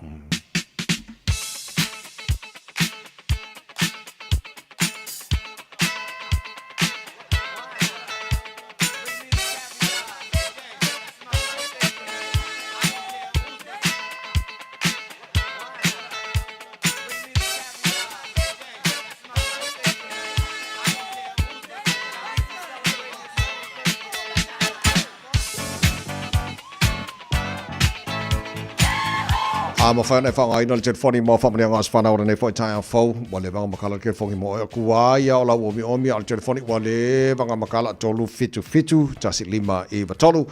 O lo avano whai tātou i meli. Ia mo tātou e whaingo whiona whangale i meli on air at radiosamoa.co.nz.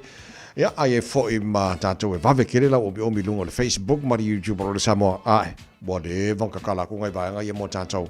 Ia mo whamanianga o asa whanau na so losu fitu nei o me. Ia, puri oi po whio vāanga nei wawena o me lau whamanianga o le nei fo i tai au. Se o wawena tu lungo le tātou i meli. Elo i se whamanianga lungo le tātou i meli nei taimi o le tai au. lungo tata Facebook mari YouTube le nei tai au se o baba yaku le se fa mania ngo ye lungo na vaenga tata telefoni ele o ye se vala au o tau mai nei tai mo tai au ai e file mu lo fiko me o la so lo fiko me pero falling mai o la so file mu tele le ai a fo a fa pe le se fa mania nga o tau mai nei tai au okay ole a tala pesele a fa fa mai nei lo wasa fa na o le se vide mai fa na tu lo wasa fa na o ke pole e lo fa yesu ya o ke lo fa ya o fa nei lo wasa fa na nei so very happy birthday mo let know fa na tu wasa fa na nei for ya so fo love is the key from Viliero in o jo was follow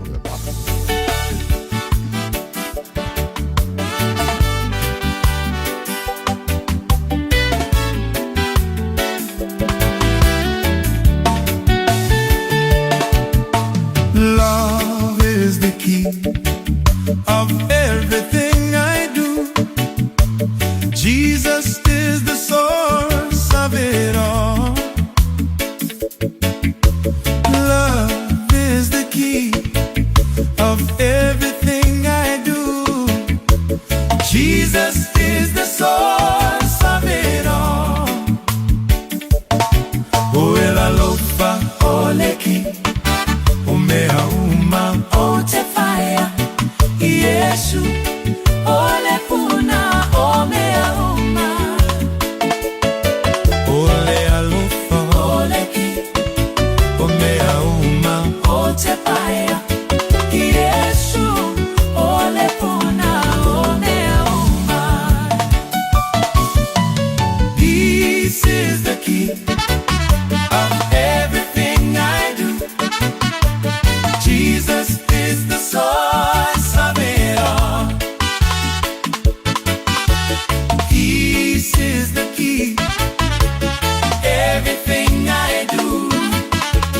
Jesus is the source of it all.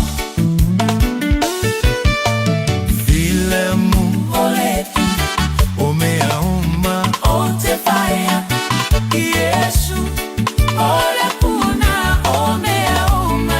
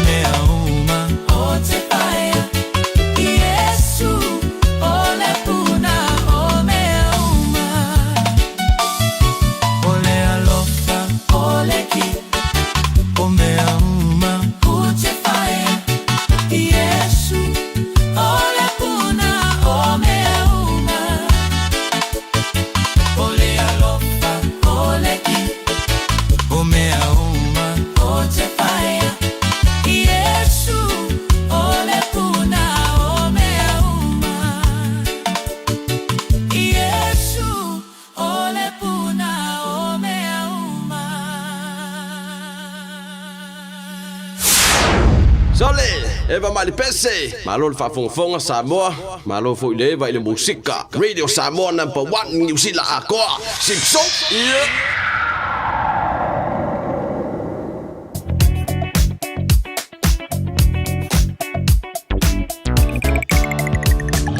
Malolong saya betabal nei time le tai au ba inga fa fango kwa o yang le la manga ye le alu le lungo la wala le wok kwai mu fa so la to mai lungo la wala wa pisil te no vai ngo awala nei time on tai out mo le fa fo mai le tino o lo te papa ya tu mo ta to lo malanga mai North Shore Joranga Masani Lava around Otea Valley Wairau Valley fa pena foi North Coast Takapuna faisi poloka le neva on tai city bound Northern Motorway pasi mai na lunga wala papa fa solo taulanga kilani le flow le neva on tai how e malanga tu nei sautanga taulanga kilani city bound State Highway 1 around Papakura on ramp poloka telo vai ngo awala lo fai e pisi mai la pisi flow mai pasi mai Papakura on ramp fa so mai Takanini Manurewa Manukau te Irirangi la mana la pisi la flow around Highbrook Tip Top Corner Mount Wellington poloka nei ba ngana tanga pasi atu Mount Wellington flow de leia se pa il taulanga yo kilani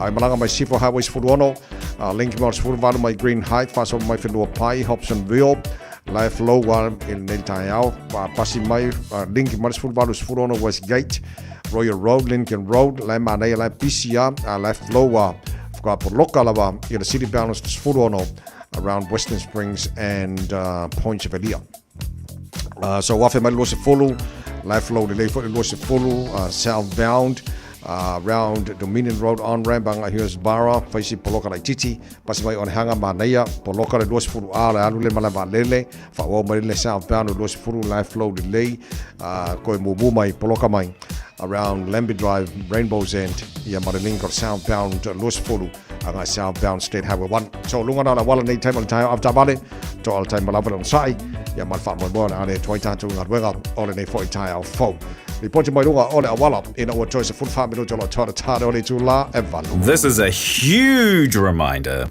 Sorry, that was a bit much. This is your big reminder to do that little job of getting your winter immunisations, including flu, booked in now. They're available through bookmyvaccine.nz or your healthcare provider. Mota penanga fa moe te tele, fa official ta ile Lux Tent Rentals.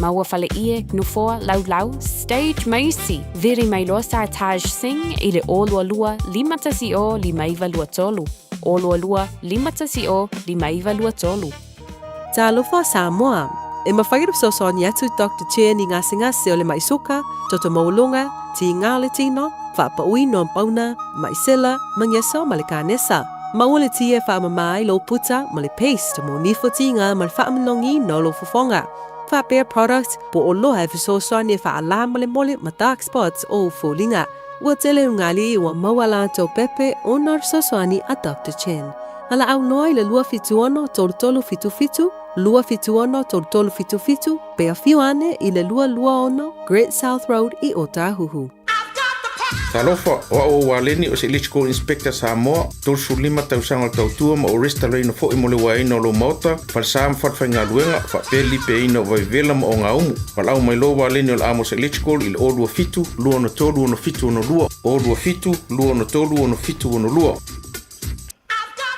So se follow balua minuto lo talo le tula valo le pokalame balua le tai out radio Samoa no nga toro ne vai aso los fufitu e aso bel tara follow ngone lua pe lua se follow maleono fa talo fa malo le tno ta tu fa lenga o malava pulenga mala fa ngalwenga o fa lenga o mai so se vai nga au kilani Sifo Central ma sau tenai malo nga sese pe se le bo to pe dino chofa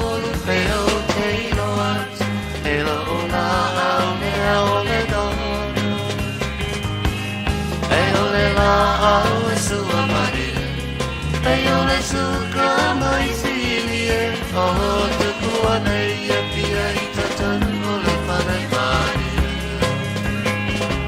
Stay my darling to far Tini leo tiele hanoi Lenga lo la wani a papilo Te mana tu ala umasan Tele le fama tanita ito paoi Te ala pele tatasi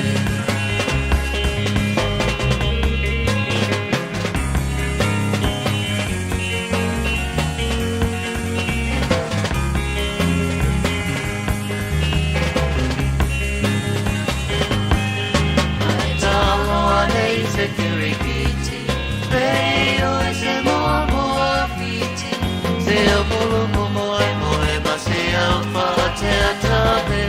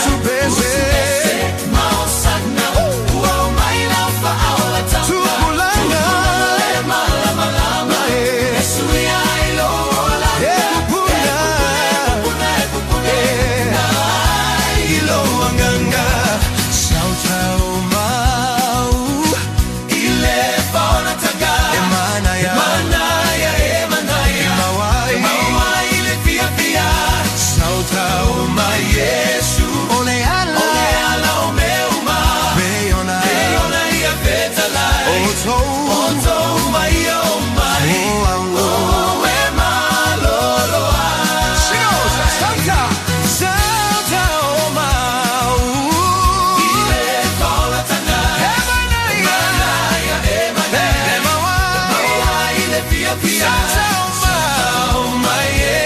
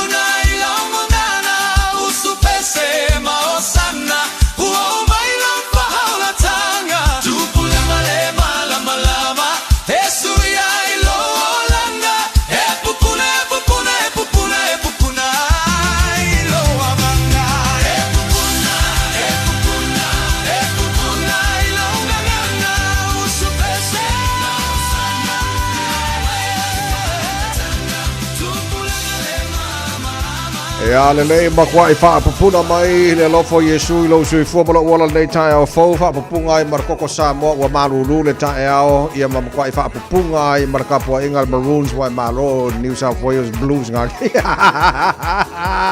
Toi roa mane a whaere manu pai whakaka wha Marastino mai a rol naso mataro tala mai Samoa nei pai tae au fau. Good morning.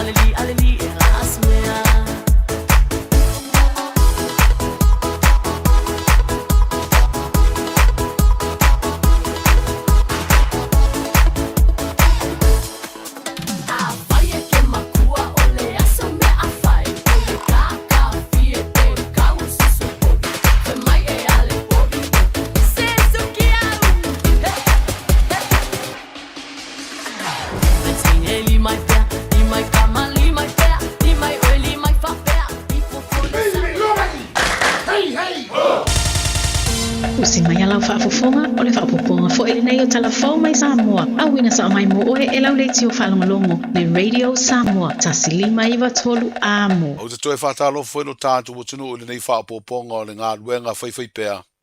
Usi mai alau whaafonga. Ua sara lau mai le tele o lipoti mai le tunu o Vietnam. Whapea au se tālia ua whaelo ai whaamtalanga māta o li i televou mai lo tātu o tunu. Ua tua ia le maliwai o Lorenzo le malu. O se sui o le kengi o le coconut cartel I sini Australia. Ai Samoa ua wha ngā solo su e ngā leo leo. E sa ili pe ia ini so tanga o se tangata, po li tangata fo I Samoa ia I la ua tua ia. Ua wha inoa le sui komasina o mta ngā luenga o leo leo, whale pui pui ma le toi fua taina, le sunga le a tau o le sa Samuelu afa masanga. O le isi o vaenga tā ua o ia su e suenga, o le sairi po ua iaini ngā ioinga I Samoa, e tau pule pule ai le whaio ni soli tū la fono I teisi atunuu po organized crimes. Le solua I le whailo inga malasui komasina na fisilingi ai atu stala, e whaata tau I lea whaala lave ma whaelo ai e li a tau o le sa Samuelu, o lo o anga I fo I sua suenga, I tūlanga tau I whemala ngā inga pēna whao ngā iari I televou, ni tusi fo lau tau tangata anu o Samoa. O li televou o Joseph Va'a ma Steve Toffa, e pe ona whae loa lau tele I lipotia televise mai Australia ma Vietnam, I o la suafa, na pueina e leo leo lea songa fua, I se no fuanga e tūla lata li tua oi o Vietnam, ma lea tunu o Cambodia, ma tau fiai mo suenga. Ko sara lau fo I lunga o ia lipoti, tau tinonga ua whaia ia li televou do la whaatino le soli tūla fono, a o mori mawina e nisi o leo leo, o lea tunu o Vietnam. I Samoa nei, ua whaelo le sui komisino leo. O le a whapena una longo se whilo inga matu sitale se taunu ungo su enga ua whanga solo nei. Ai mō le si le fia, o lo I Samoa le ofisa tū tonu, o ngā luenga wha leo le Pasifika, e mata I tuina whainga soli tū la fono wha vau malo. Ma ua ngā lue nei ma le mata ngā luenga o leo, I le whaia o ia suenga. O lea ofisa tū tonu, o lo I uma suyo o nanga wha leo, ma ia tunu o ese o le Pasifika. Au whanga solo le sueina o tangata 5 I lātou le iusi ta ia le polo inga ina ia o atu, e mōli mau le teimina fufonga ina I mau, o le tangi tau palota mai le tu malo palota o whale ali li tasi. O le amatari o lea whaamsinonga I le solua, na whaia I le whaai unga, e talia le mafu anga na leo o atuai se tasi o mōli mau, ma ua whaasa o loto e unoa ma le wha mau ni o lona mōli anga, o le wha le mi ngao lea I le whaamsinonga, po le contempt of court. Na tu ina tu wha maunga, ma I le whale mai wha mamatoto, e langolango ai le mafua anga o le leo o atu o le tamaa, o na sa whaia tonu na tonga fitinga o le wha mamaina leo na toto, I aso na wala awai le tangi tau palota, mo le fofonga ina o mori mau. O aso ia pe o na wha iroa I le itua leo, o le aso valu, ma le aso se furu fitu o te semba o le tausanga umavae, 2 I le tali ai e le wha amsinonga o lea mafua anga, ma sa o loto ai le na molia.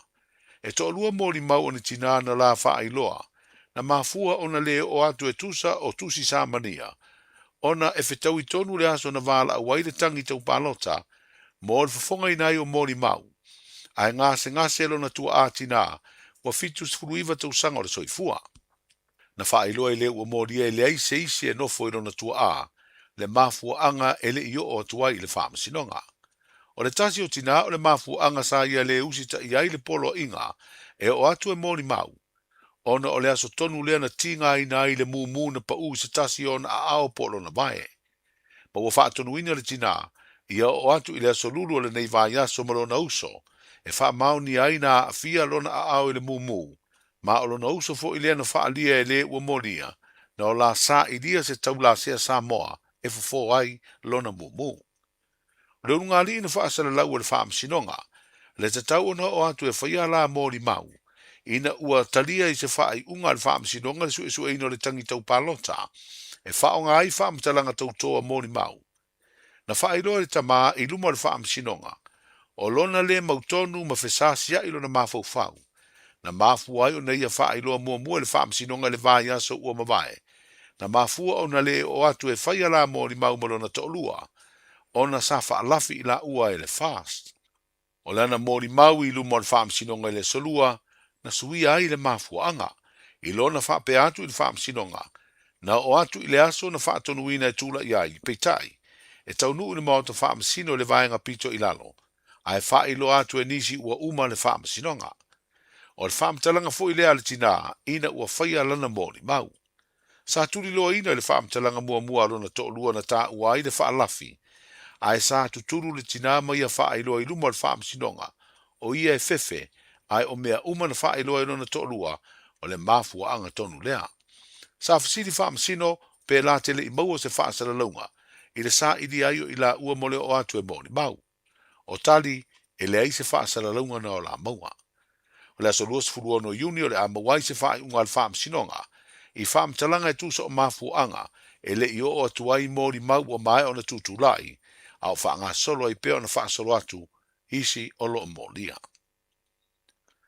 E to iwa sui usufono le pāle mene ua whiriwhiria le whonga whatalai, la tau te su e pe iai ni tūlanga tau aloa le pāle mene, wa a fia ni a mionga ua whaia le teitai, wha pēr le sui teitai o le I tuangai, ma le sui whaipule o whale ata tolu. O tala tau wha leanga le whai ngā māloi wha saralaunga le I tuangai, wa teitai se ai le atunuu, o le autu leo se finangalo le pāle mia, I lana saunuanga wha minstai le tau au fianga le pāle mene, I le masino mati, le ana ia tu ina atu ai le mata upu le whonga whatalai, mo sana I loilonga, ma au mai ai le whaai unga le whonga le whono, e ave I le komite o tūlanga aloa ia maa mionga tau aloa, e su ai matu ina atu I le pāle mene, mo sana whaai unga. O le taunu unga o ilo ilonga le fionga le fonga fitalai le tō wha au a pāu muripola alo i te fua muripola. Na wha iloa le tau au fianga le fono au whaitu la fono i le solua. Ma ia wha iloa i fo i masui o le komiti e whea ngai ma lea su e suenga. O le a taita i fono ai le sui fonga fitalai, le fionga le tamai ta i whaipule, a whamasanga leo ne mati va iri masame. O le sui taita i fono, o le fionga whaumuina o papo o eti, o sui o le komiti wha pā le mene, o le au fia ai le tō whālea na tai Victor Tamapua, fiu wha o le tane Ponifasio Vasa, vui i inga, tila fono David Hunter, moto pua a seve Henry Papali'i, mau usiosi pue mai, ma whaalongo ka periele le lua whaalongo. E to lima sui whaipule o le itua le malo, to lua whaipule o le itua ngai, ma le to lua o sui whaipule tu to tasi, ma wai le to aiva o sui o le komite o tūlanga alo ia, ma amionga tau aloa le pāle mene, o le awhia ngai ma lea suenga. Le aso lua sfuru o le masino o ke topo le tau sanga nei, i le isi tau au fianga le fono au whaitu la fono, e tu ina atuai le pāle mene se li poti a lea komiti. Na whato atapuni e le aso lua le vai aso nei le awanoa e le si tala tuai ni pao. Ai o tu ngā wa atulula ua le tau nuu, o no leo wa wha iloa e sui komisino leo o lo taitei fono, i le soa komiti o tu ngā wa au le sisi ngā fua, e le aima se tulula na le si tala atu. O pao na whato atapuni le si tala le aso lua le vai aso nei, ai ua mautu wha usanga o tāpenanga le komiti tu ngā fautasi, le e ono sa ua le si tala. O fautasi ono u wha mautu mo le por kalamel tu to tasi, tolo le tamauli, a pia maroon, telefoni o le vai nuu, fia tau le vasaroloa, Little Rina, ma le malu o Samoa. Wheroa ia tai au mo seisi whapoponga, soifua ia. Pui lau ainga i le tau malulu, au e te whaatali. Whaatono nei loa lau tui ar fulu, a whai wono lima o tau sanga pe o vatu, pe maua o e singa se tu mau, mai tanga, po a maua foiso o alo i singa se tau manawa. E ma whai o na whai a fua lau tui ar fulu. Tanga iane i le upenga te whailangi, bookmyvaccine.health.nz, e vave to e whaingo fie, mo whapesili manisi whamtalanga, really mai le vaccination helpline, o valu se lau, lua valu lua iwa lua ono, o valu se lau, lua valu lua iwa lua ono, po o le fono, o valu se lau, tolu ono wha valu, o valu se lau, tolu ono wha valu, e siri le poipuia na i loa le tonga fitia. Fine ei loa lau tui ar fulu. Talofa, we're the Katinas. Talofa, this is Pat Lam. Talofa lava, oa o lapi marina, mau pela o li tio. I le Radio Samoa, tasi lima iwa tolu amo.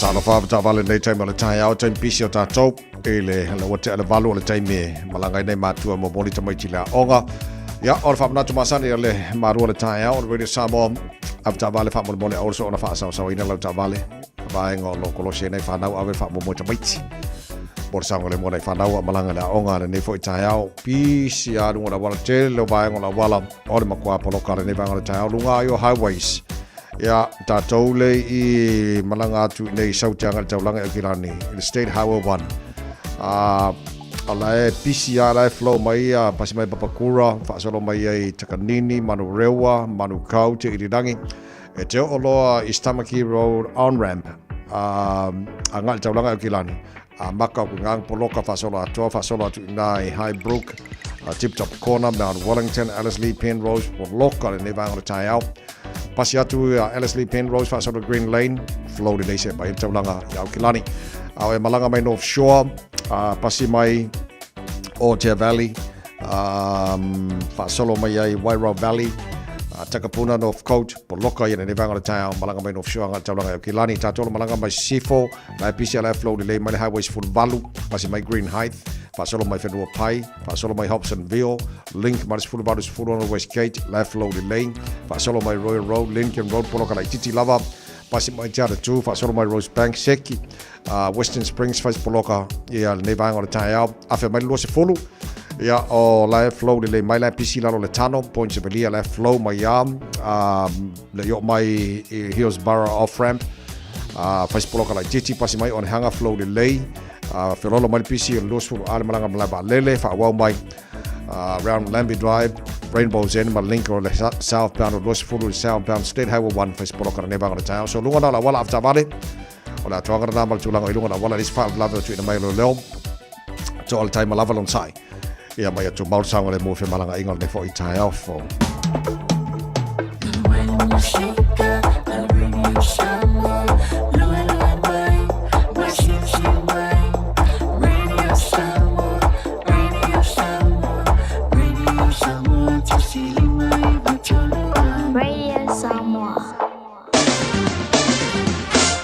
Pai ngala tapai le talo le tau o le nefoi taimi o le tae ao wawai atu i Samoa o lo awa ma le tau Samoa e le nei taimi o le tae ao e tu mawinga iei taimi langi le tau Samoa ni so taimi pa ufo timu ni so vaenga o Samoa le so e o le tolu se fulu le tolu se tasi degree Celsius mo runga le pepela le e Samoa e le nei aso lulu lua su marfa i lona mawalalo ya vai aso pisi o le tātu no ta pena mo fa na tuina le onos fun fa tau sanga tu tasi o tātu malo le te lo ta penanga ma por kalame o ta pena ile malo ma ta o fie mo tātu malanga Samoa amu i o ko ai o tulanga na iai so fa tala fatu pa angal tala por kalame dunga le FM 106.1 i Samoa pena for Facebook ma YouTube mai Samoa fa pena for Samoa nei tai malo lava le soi fu maruia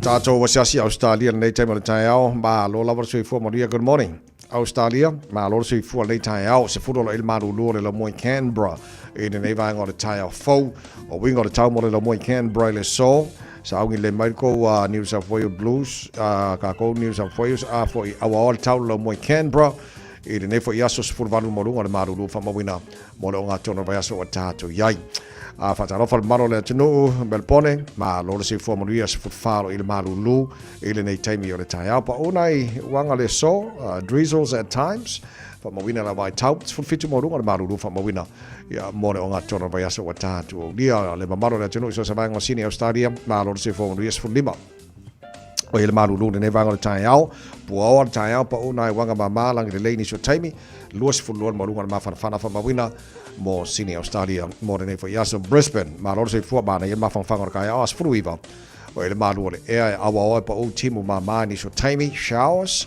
lo su fa mo lunga be vela fa mo wina mo Brisbane e ne fo yaso Perth Australia good morning ma lo se fu mo ria as fu limo ele malu lu ne vanga le tai ao o wingo le tau fa mo wina showers increasing ta so na awa pa una wanga ni so taimi lo su tolu mo lunga be vela mo Perth Australia mo le so tele na vanga Australia mo tulanga il tau ile onga tono vai aso o tātou o dia. No whanga whasalonga Radio Samoa tamaki makaura wau ki lani ile nei vanga o le tai ao valuolo ile marulu kai ao so ya baba yato le ua kau whamarmon mal tai ao awa ya mana ia ele stimu a winga na tau le so e whasolo ina puaoa ni so vaenga awa langi le le tau pa unai wanga ni so taimi ang mari masabidi mai sauti sa fa solo nang mai matu sa ai ni so taimi sful vanu mo ngal maru lu fa mo wina mo okilani mo le so lulu tai apa au dia tu sa le maru lu nei matai sful valu awa fo lang de le tau das wa tai hao fa solo tu das for raile awa lang de le astonai awa lang de le asusana so mo muni na me awa lang de le asu mo uni das ngo fua pe ada sama lo ya nga a ti mungal telo baengo o kirani fa pena fo i pa utimu ile aso lua awe ka fe da so malolo o fa mabongo o manau tu na mai la vai tau ile ne fo taimi ole tai hao ele manatolo mo yel tau mo na tro ala papa audi so baengo kelope ile ne fo tai hao fo se fulu ono te ele tu la valu tatu tala mai Samoa pena fa fonga na tino te fa sa la wina mo he pe tala tu la se fulu ma le lua le so mar fitu poana nei fa fitu tatu tala mai Samoa nei vai so le tala banu e le tai ao o na we fa fonga mai se fia wo fa longo ba o do o me lo tu pu Samoa o lo o fa fonga tu fa la tele mai Samoa tatu tala ia lo ye Samoa to lua le na tangata valina stasi fo ole fo mau mai o lo winga fa oli mai Samoa e le si Samoa ia pe afu atu e fa mo bonga le na mai ne tatu tala mai Samoa ole atu no o Vietnam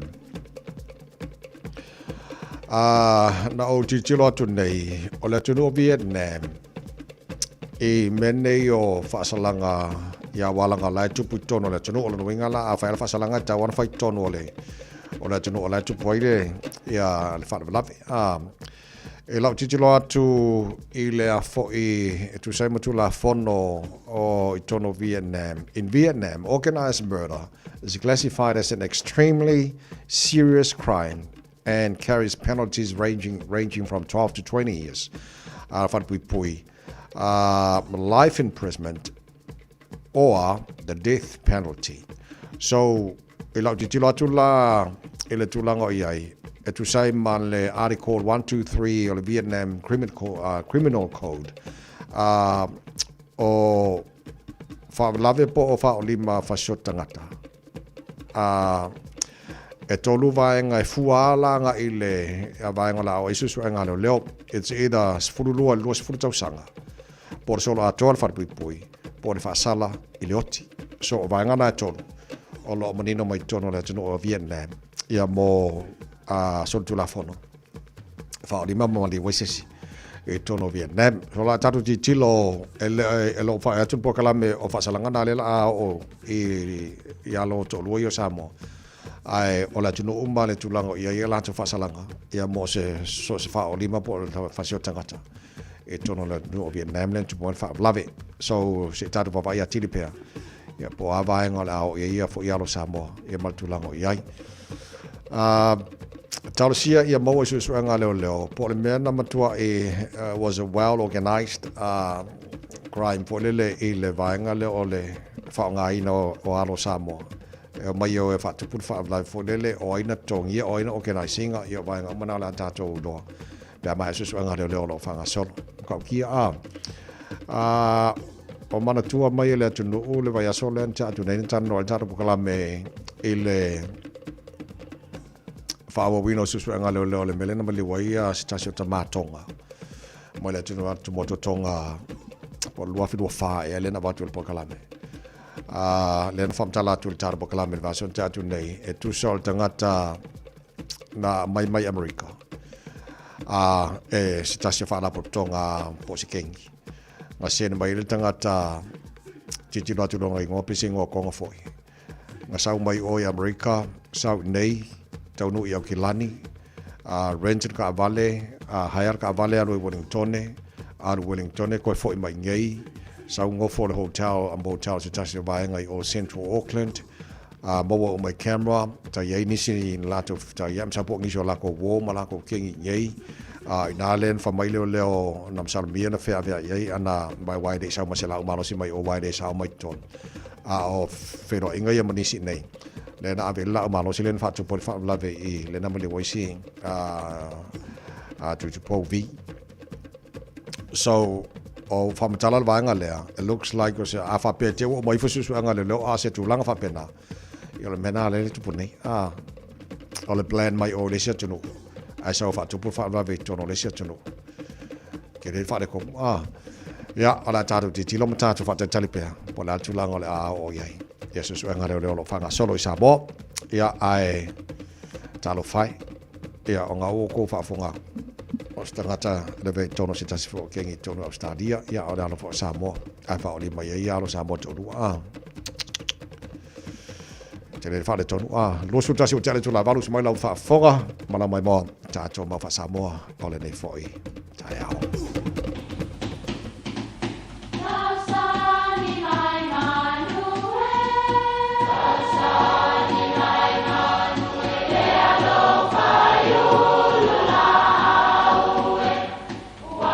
E o whanga manu I ululu o la au, awa e whawhanga I funga o la au. A o le tangata, e whawhanga I upu matala. O le mawhileo o alanga upu mamuanga ngana Samoa maona whaapongai, e a fua I lona si o mianga. O lona lea sao I le whaatufunganga o le iloa whaale aso, mai le tautua se ia o ina pule. O alanga upu mamuanga ngana, ua lanto mamanuina le tō whamanino a Samoa, mana tua fo'i, e tāo fitau muli le atunu. Ua motu le tinu masala sala. O le tinu masala sala sa sui e siva ai le alii, a o lea ua motu. O upu e tau mai ai se mea ua tupu po o se tasi sa pele i anganga, a ua maliu. O lea so ma le wha malo mai e paolo mga whatau tupu. O na ua le no foia le mauta i matawhala. A wā ua motu le tinu masala sala i a tapu salaia. E ui lava i pelenga o mafutanga, a matua mawhanau. A ele ai se whailoto i le fina ngalo le atua. O ia na au maia, o ia foi na te toe ave esei.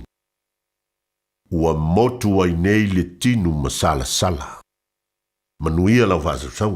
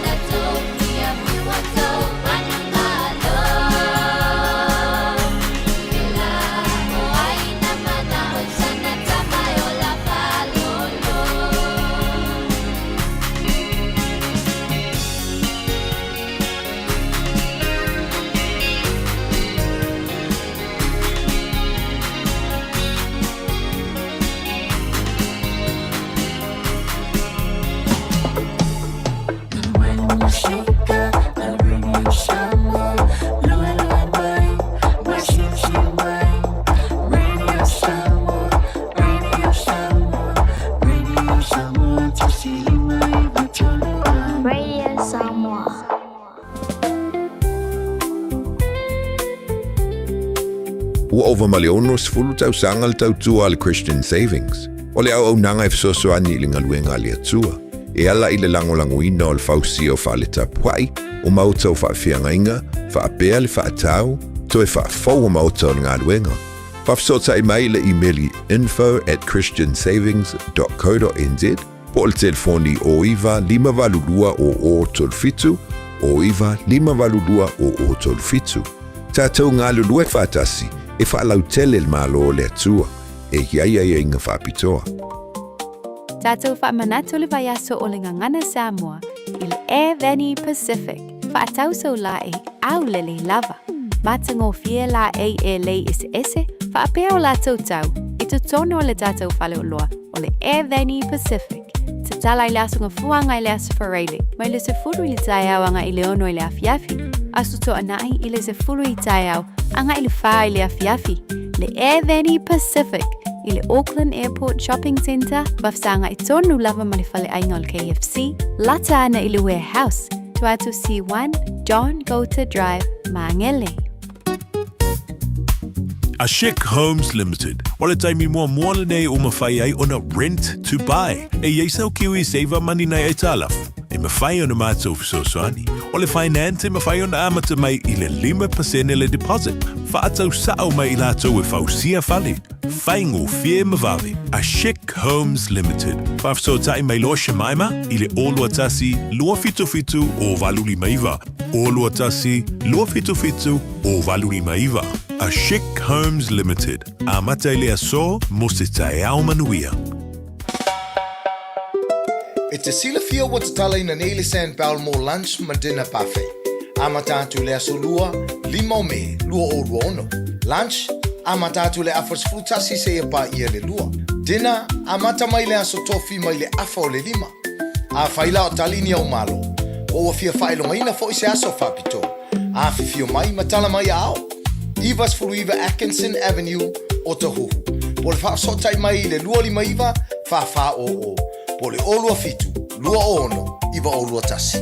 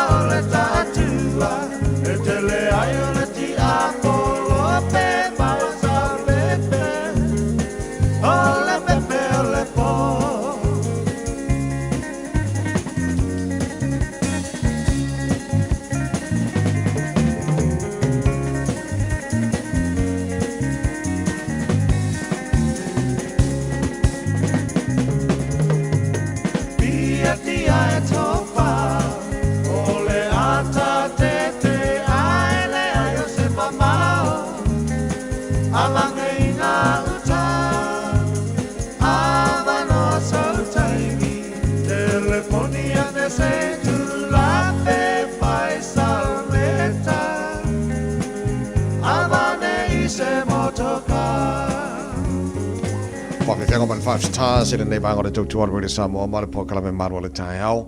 Ne foi aso lulu ya aso lulu ba ya stasi lo mo pe ava no al tar po kala me ya ava no fa aro maru le tai au really Samoa tara no to le fe ko sul al tar to malo e New Zealand nei o sui lava le maru Samoa to New Zealand nei le fe ko sula le fe fa mata le malu te filau por se lo fa po ta te no te nei vaenga anga atu tatu te no fa natu le ora su fa te sanga tu tasi nisi foi fai malanga i Samoa te lo po kalame te pena il malo i Samoa ia vaenga o mana o lo fa menino e le fenga con sura i tar po kalame nei foi tai fo ia fia mai il tar po kalame nei tai no fenga mata malo si fo moni ia tai o moni e lo sunga le o a tavai e fonga fo il tatu po kalame ni tai a mata o fie i le malei fo mai o si tatu tunu i le rofa malanga le tua ia e fatalo fato ile tulanga le nganga fa raro i ho Samoa mai lava i ona tulanga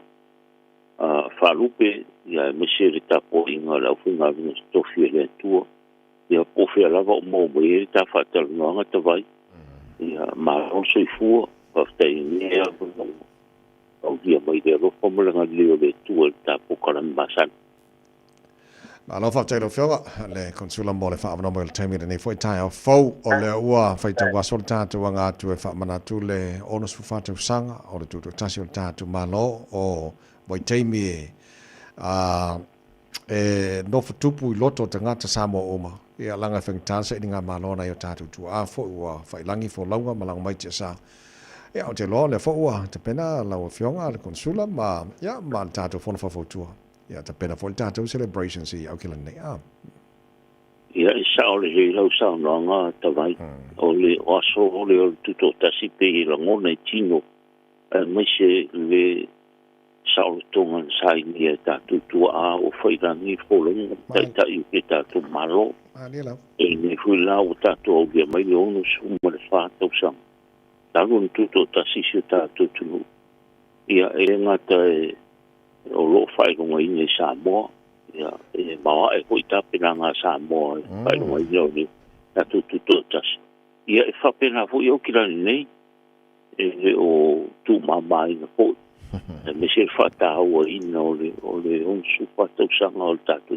tas ila lo te ingol fo tua a Samoa ia me so long sua a maftanga so fa ta si fa se au mo le o kinga ren stofi ia mare official tato consula ia o lo ia pa mo ia e mata ia le tato tuto tasi ia ile lo tu le sa ile tal fa le fiafi o la fa ile lo tu sa mi pa to ila lo te inga fa ia o maftanga so fa tasi o finga nga ale tua ia ile a fila sa ile fa le fia ia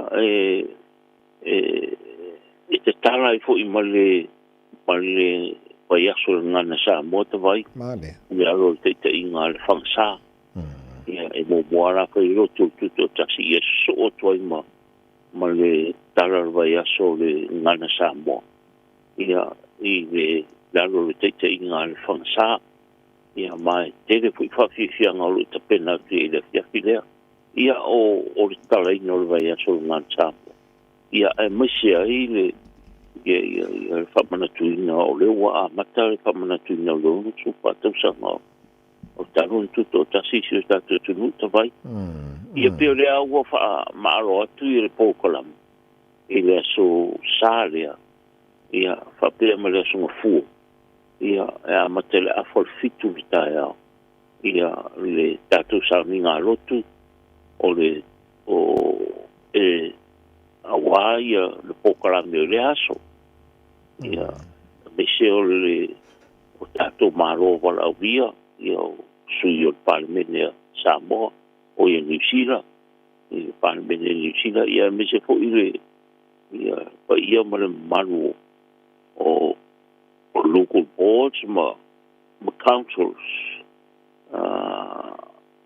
urenga fai tu maro i New Zealand te mea ia maro para nia o le a valau ki e le aso Ia me sere lau tele o Samoa o na tūranga whaarupe ia le mamaru o le atunu ia o le ai lea so tae o le songafua e amatele a porfitu ia o le a tumutumu po i le tātou rotoa i le au whai pisinisi la ai tia se tātou tunu so se pale ainga o me o pale o loa whaatau ia tātou o loa tūranga whapena ia e mai sera o whaafifianga tamai whaafifianga tele ia onga o le a whaafifia e mai sfo ira e mai whaipu ia aere ngata i lea ia ua tāpena fu i le pese o le tutotasi ia o lo saungi a tapena ina le sunga e lisea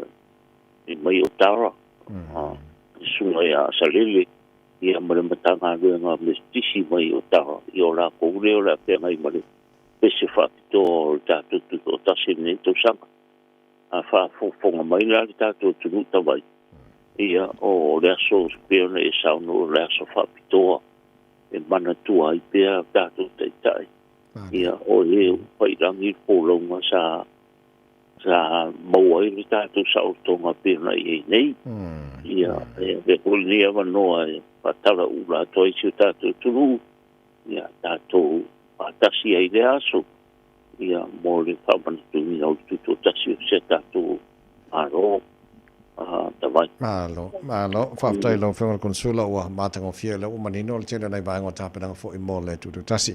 Mana i vāenga le na o whanonongo atu a whia lau saunoanga o le sauninga lau tutu pō le sao leo le a te tala lo i e marwai aso fau o le ngana Samoa tātou o jijilo le theme pō le autu o le ngana Samoa e a fua mai maunga manui o le nu o te loa wo whaatasi le leia ma ne vai taimi wa o maunga te tele ia sa ili mālona i o tātou tu au a lango mai tia sa lea na fua mai le manuia leo manuia i tātou le nei vai taimi a no whangar konsu ia e sa o le leia ta vai o se o honga tasi le le manatu au tu ia ma le whairunga ina o le tātou marotu le tasi a misi o tātou taitai sa a saina le ngasu ia leo o manuia ai tātou a pō mai lava le ngata i le te inga si o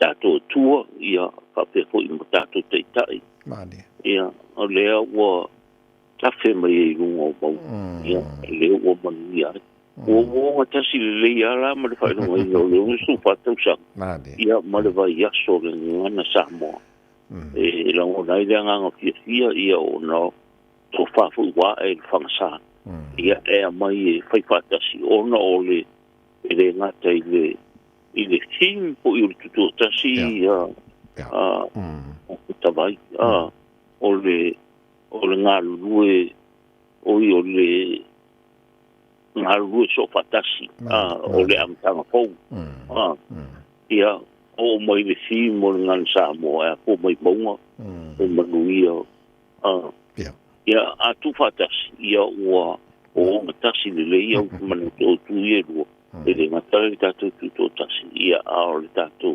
ngana Samoa pata wina sui ko Samoa tawai ia le tunu le whafonga mana mai mo mai ne vanga le taia o na ua sa no le whaonga konsulo o siol tata malo ia wala vata penanga ia mo whamna tuina lonas fu fatau sanga mo tātou nei au kilani ia na te tala lava no mo le tunu le ngātou tātou sauninga lotu po le sa mata le whale fiafi ia o telefo o whawhiwhianga i le asunga fua sisi na elitanga vai o le sautonga o le tātou malo ia mwhanga so le tele o whawhiwhianga ia la tala lava no mo le tātou no tātou o pongi whatasi ia le wha moi tala no tuto tasi e ni se malanga i Samoa ia amu ia foi lantou au te loe nei vanga tau ta pena le i tātou me se mbeo tus folau wha mo ne ia sa o le lea ta vai o le au ngāre o le tā pokarame le vai aso ma le vai aso e tua e la loi pēa ma tā longo pa masu whau ia sile lo tus folau tūlanga wha pena ia wane e o okulu marai vane ia au i ni whare tomu po tongi low one way ticket I stand full exception stand ia po expire ho lo kusulau tulanga pa pena ia tau longo ta pokalame ia sila i tu sulau ina ia Aua ne ia whai nei lo nau te maranga Samoa. Ia e raku i male vale le whale tonu tu solau tulanga whapena. Ia e raku ro i male vale le whale tonu tu solau. Ia si le lo ngoko sau i ka kowhai kuko kasi tawai. Le koe awango aku le ofisa. E maua sau sangi mo e. O na le hula pisika ko i le whaingore. Le whamana tui le tatu kuko kasi.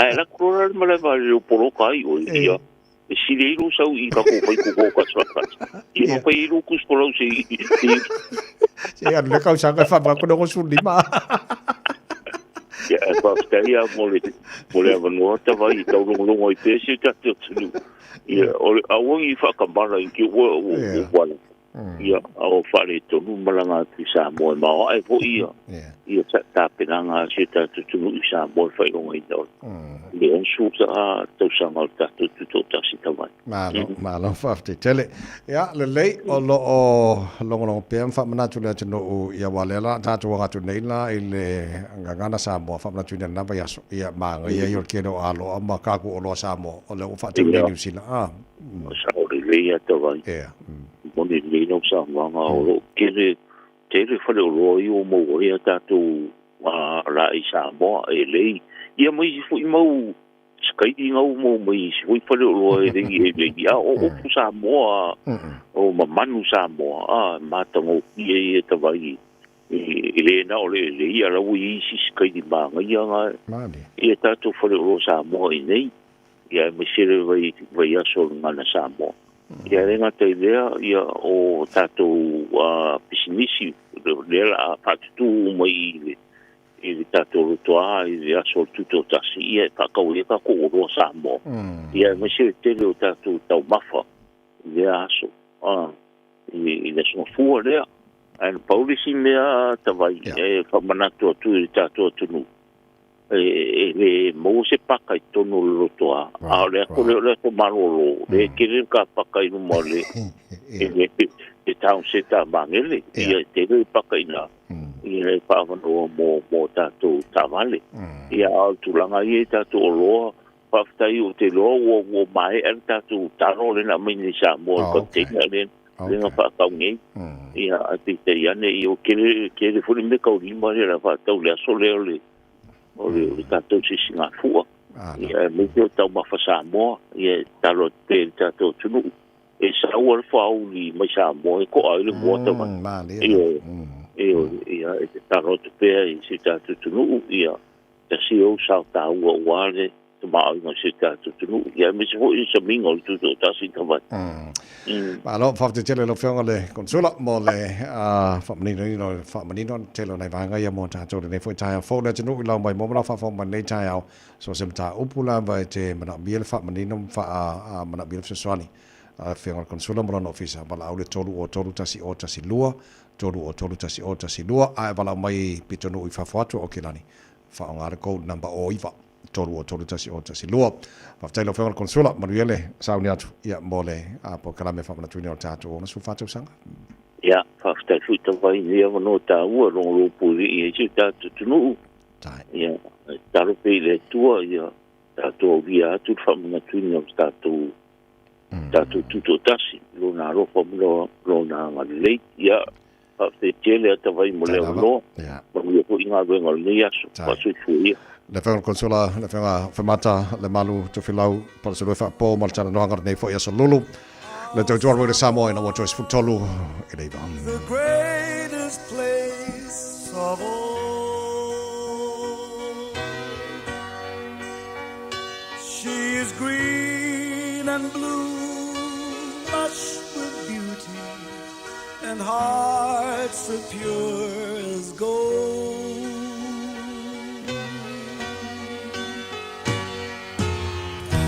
touch someone with tears of joy touch someone with smiles of love oh what happy feelings from such happy people we are Samoa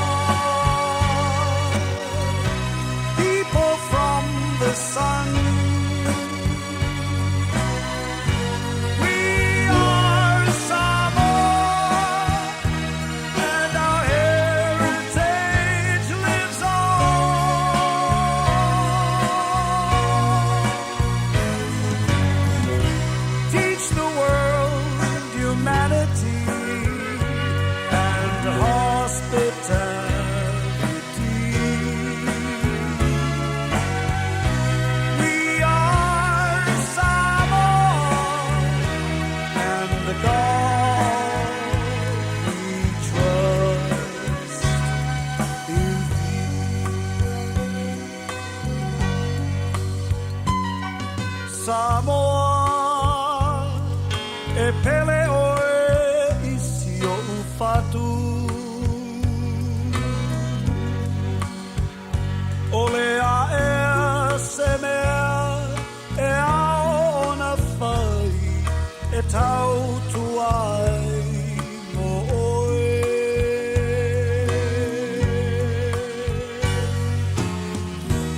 o sasae masisifo e tasi o le vinga lea i le langi ai ngā manu tai tasi tu umai lo ao ta pepe se fatasi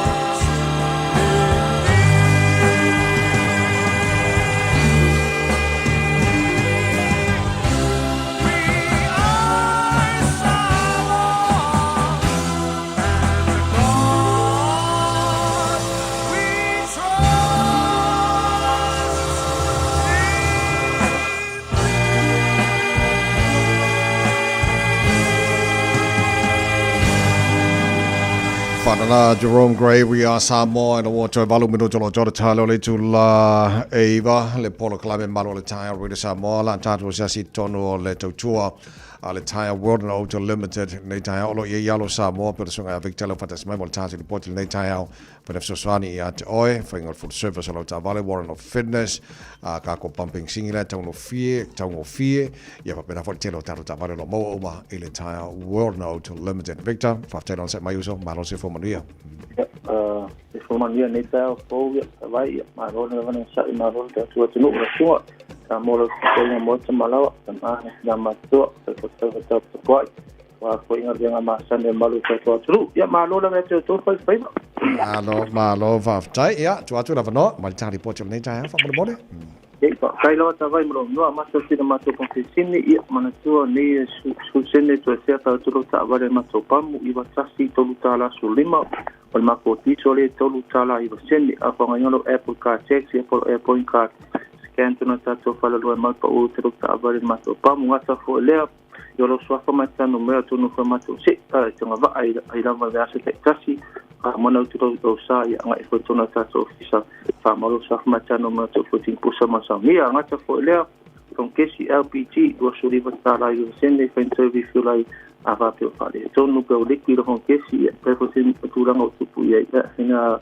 na swap so kesi fo man review con la ta to con pesini on nga ta fo le ma to fa sini ana so nei ole kasi de ma to lo sta ma ki go ava tin ma to de fa le wo na saudi pe a sui no ma vale so kimo moli e tulanga te una lei a plata ta to vai ta malu e ke o kai au lo lei lo moli a so fa so kim sai na se ki uma lava i ta to fa ni a na ta fo le full service o le matua transmission service li fina matua ta'avale dua nisi maulunga tole nisi polilif pupa tino ia matua ma ta'avale lava tupa noko fax rufeo tato engine repair ile tato farisini ngata foi lo spring mo tato skoka scanner fari tung lo ta'avale le pasi te pala wo ma fo ma interlight no mon lo test sport if I know le matua scanner fari tung lo ta'avale tato flares ya pena papi ya mato sai sa sa po ang i sai sa titi ya pena sumai te sanga i fo ile tato akan sini mona tulanga mata fo ile o tato sa vale fa ta wa ke sa vale lava mo mata fa ta vale fo ta vale tuai a suvi mi ni ganga so fo ile tato yu umon modify ya ka ko venture hilux ya uma fo ina lisi ya mato wa ole pa makta se mo ya isno ko pupa nunga tato sa vale fata wa sa pe fata una sa vale ai ke mo ko quality credit ya ke wa sa ro o piti ko te kini sai fa nga fa matulanga mo e ngalo sa vale fata e ino sa vale swai ma ke so fo ila mato sa vale sai sene no ma singa ro pen me pala mana tulanga i na be nunga tato sai na tong nunga tato sa vale fata sa vale ne va aso con te ora ili 16 meno la fisulo sa samale to umona te mona low on the quality no masa pi o spoila tulang pena no tatu ta vale nan le ya so ya vidi man masu numero o ibar pitu fa to lolu o proceso sani mo oi ya ole mato fatpa ya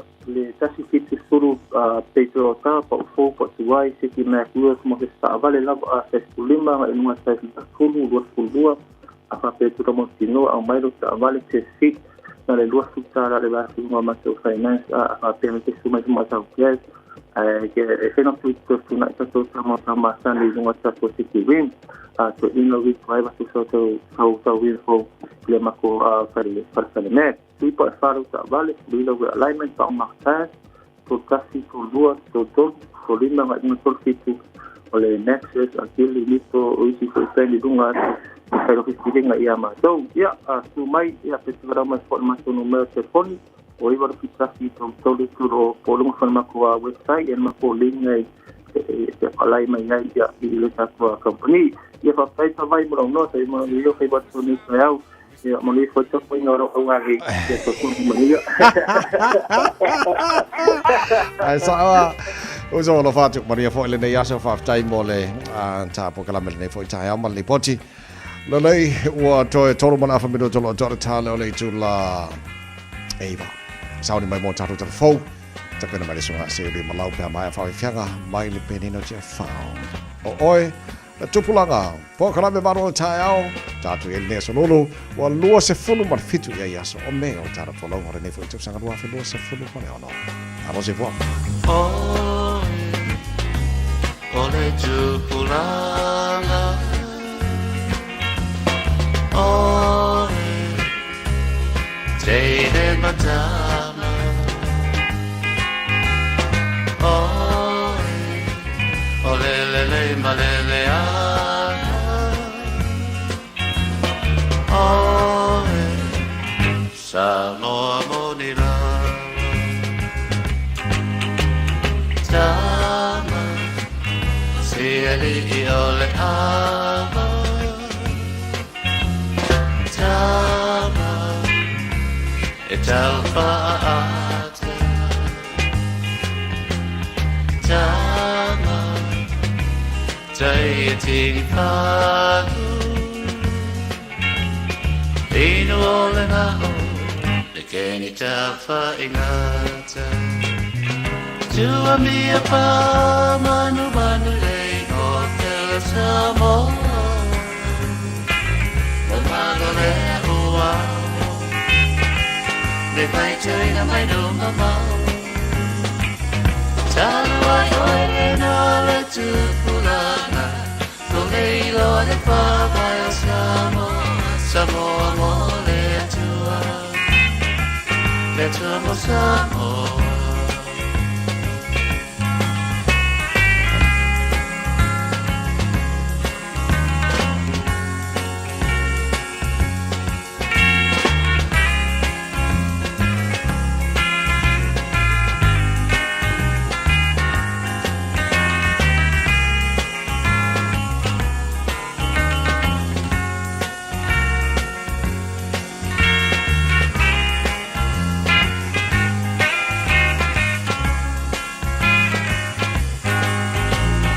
Teine, no foi le fare.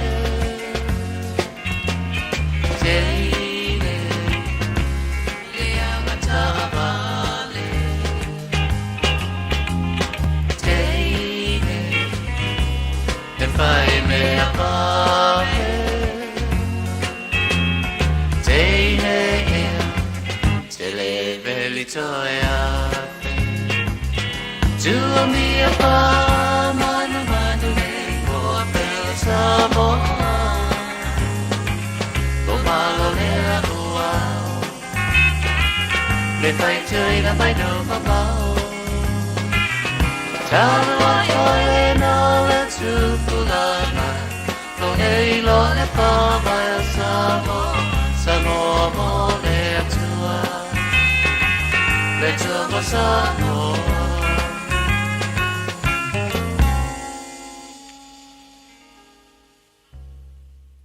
Talofa o tofinga le tau tala ma eselo fia whanonga le breakfast le Radio Samoa o te maa o nai.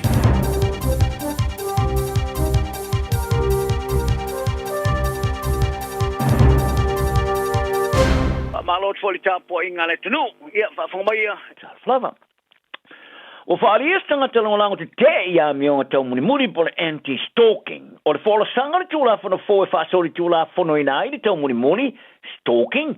Male whaso e sa, harassment, o se mea le lei. Lai pi tai, o le hao ngalo no whao ngaina e whaalongolango le e wala e whaatino ai. O le whala si eino le tūla whana fōe le solua wa vele tau muni maso tūla whano e whai ei whaasalanga. I le o tūla vai le lima tau sanga e wharpivoi. O le Leonie Morris mai le whaalabra butonga so whaatasi o le sanga le mumoto mai taiti nama tamaiti, Coalition of Safety for Women and Children, we valium. O whaafia ina le tilo, i le taumuni o whaasori tūla whanoina. Ma le tūla whano i eile le leo le atele atu aise sanga le mumoto ngata a fia i a mionga le taumuni, e pitai. E whaamue moile o walo na whaatinonga. Wharia Morris, e mana mia ia leo ma whaatinonga o mo tūla whano e whaatino ai mali te toa i tangata e la vea ia mai i a mionga e taumuni, whaapea ma whae tionga whaasanga i le taumuni. Mai e wharia foi, o le mata upuri na mātai tala voa o ngā so e whaaloia, rusu testau sanga, whasana ia kupi. Sa whātou aisana whae tionga i leo winga i le whaitau tau sanga, o le whaaso e sā ma le taumuni. O le le ia kana wapo, sing ia te ia, ai rei whasiotia o ia.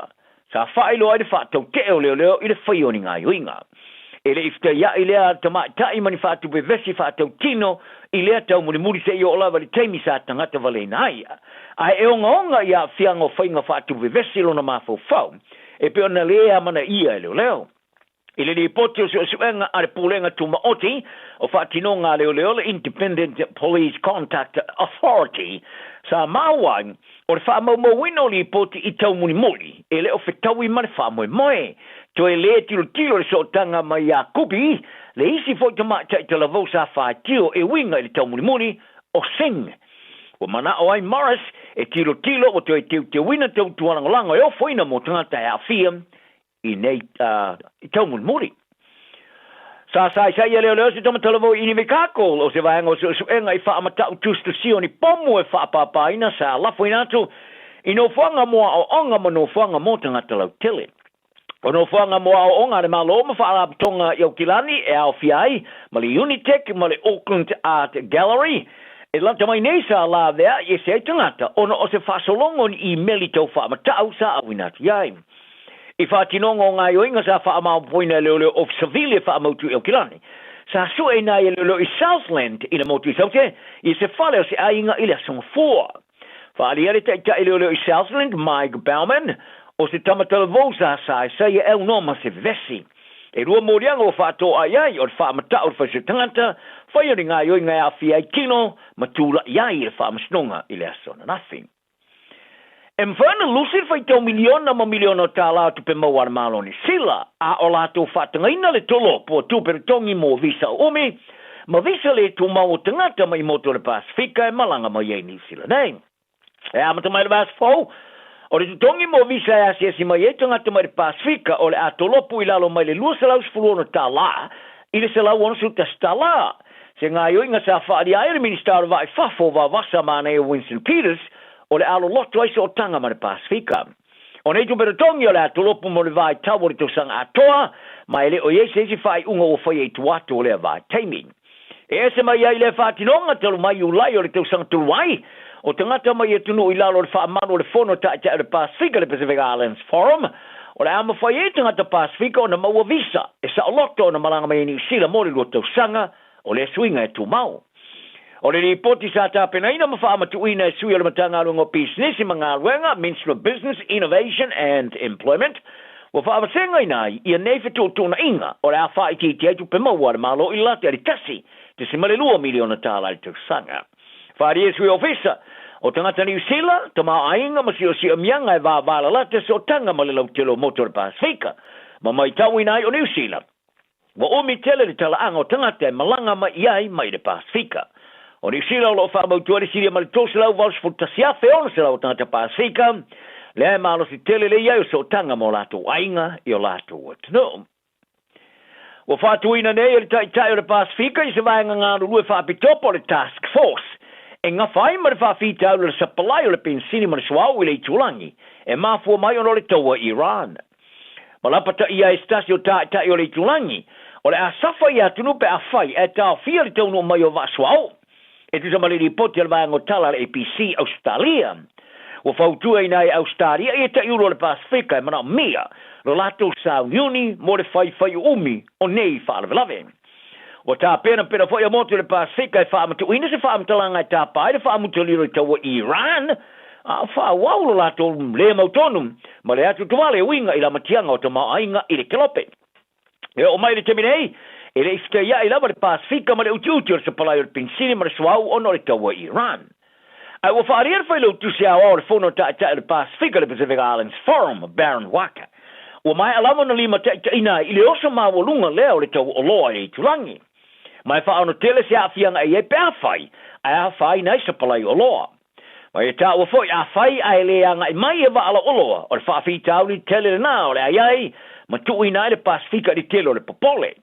O le asfaroi le teluai sa whai ese urai whonatanga minister ma tā upo le vai whafo Pasifika, telu mai o nā lo ia, o na lato langa ina, le whorflanga a le Piketawa Declaration, e talia i le taua.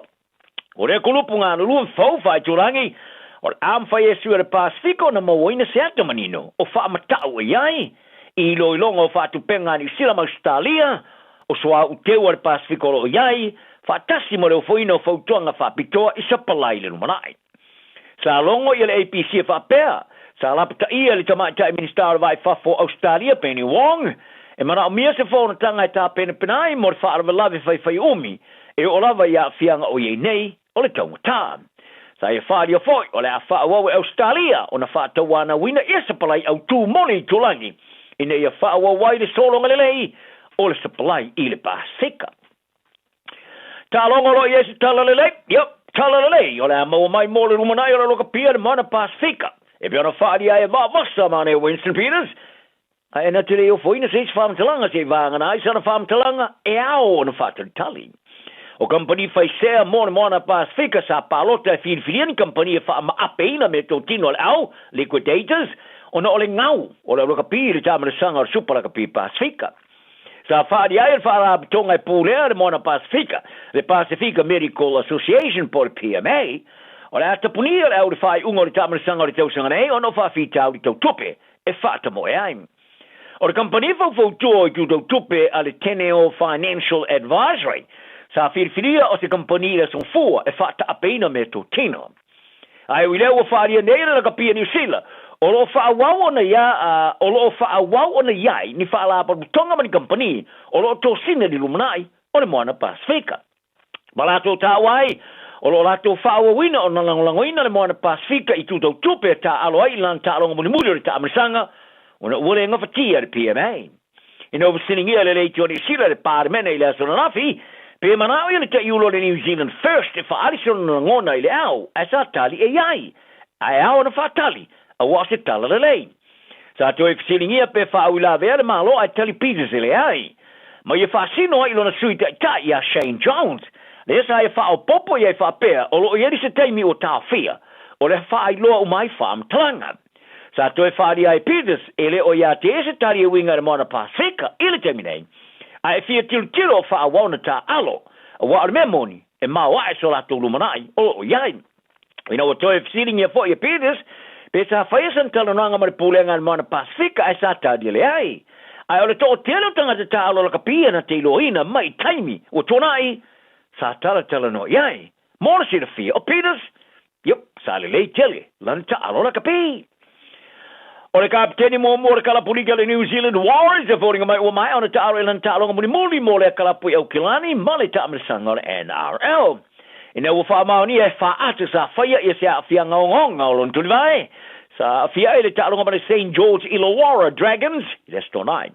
O tui vasa shek, sa e tu i tua malea ta alonga i le malaya le Jubilee Stadium, i kokara, i sini Australia, di sutas minute talo rama del talonga, le sa manu malo i tosurus fulua. Le sa ngofora vasa nei, sa wha mautui nei se atunganunga te le sa fefefe e le pooling o le Warris. O le maasai o wawa au tui de tonu o so tanga o le tulivaya por anterior cruciate ligament, ACL, e o la valiva masina e toi fale le yang. O le tau sanga muli le nei o le kon kalate tui vasa shek ma le Warris, I know mai ona sei nia sana whengainga markala po le Wakefield Trinity. I le taalonga, i le taamarasanga o supala kapi a Engelani. Tau fau o le ai Engelani. Talana na yaso i aere file mui lo loto. Ma ia manuia lo waso. Talo fa Samoa. Wa ule ne yo kasputi alu. A wale suia le ngila ura ule kio. A eva mai i le se fudu lima iwa kolu. A mo. Radio Samoa. Vevela a. Ooh, it's an ad break. Perfect time to be reminded that winter immunisations, including flu, are available now. Schedule them in at bookmyvaccine.nz or with your healthcare provider. And hey, you might get to tick it off your list before the next ad break. Ua ova maleono sfulu tau sanga le tau tua le Christian Savings. O le au nanga e fisoso ani li ngaluenga li atua. E ala i le langolanguina o le fausi o wha le tapuai, o mautau wha whianga inga, wha apea le wha atau, to e wha fau o mautau ngā luenga. Whafsota i mai le emaili info@christiansavings.co.nz, po le telefoni o iwa 5valulua o tolfitu, o iwa 5valulua o tolfitu. Tātou ngā lulue whātasi, e wha lau tele le malo le atua, e iaia inga whapitoa. Mom, Dad, I say e te lua pisa so oi. E whe e alu so oi ai, Mam. E wha alu ai tātou tupe. O te le lava. Le lua misa so oi a uluma. O masini poka. Ua mafu ai le vevesi o lua. Ai wha awhawhunga fōi. Wala au le au nanga. Ale mapu maia. Ile o walu so lau. Lua tasi, lua. Tala no iai, paaso le mu iai, e mawai lo o lua fia. O walu selau, lua tasi, lua. I love you, Mom. I love you, Dad. Le Shine Dental, lau fale fa inifo fa moina. Lato te faia fofa tala no ango unifo, ia so lulu tai tasi. Tele e wala me fai ona tutongi ai lau tong fitinga. A fio mai loa ile 5 Great South Road Manukau. Bevili mai le lua fitu o no fa, lua fitu o no fa. Mo le Shine Dental, e ia inga whapito. Ta lofa lava, o le siu fofonga le nei o Samoa, le Radio Samoa.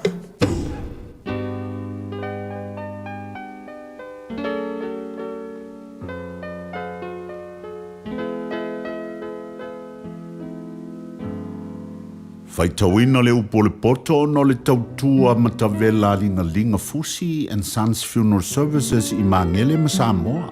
I taimi o mawhatianga ma whaanoanoanga ona o le maliu. Manatua linga Fusi and Sons malana au nanga o le a whaamama a venga atu mo oe ma le a inga. Wala au I le telefoni 255 tolu o fitu.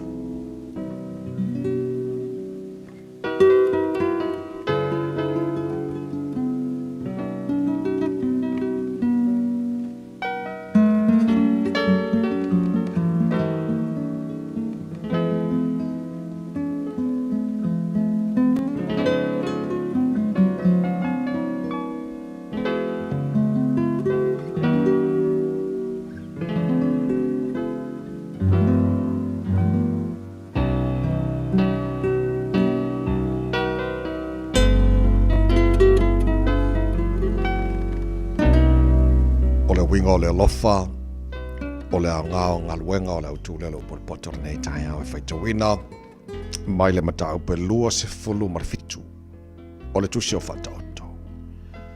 Aua te mita i le aso tai au, awa e te le lo se me tupu a tai au.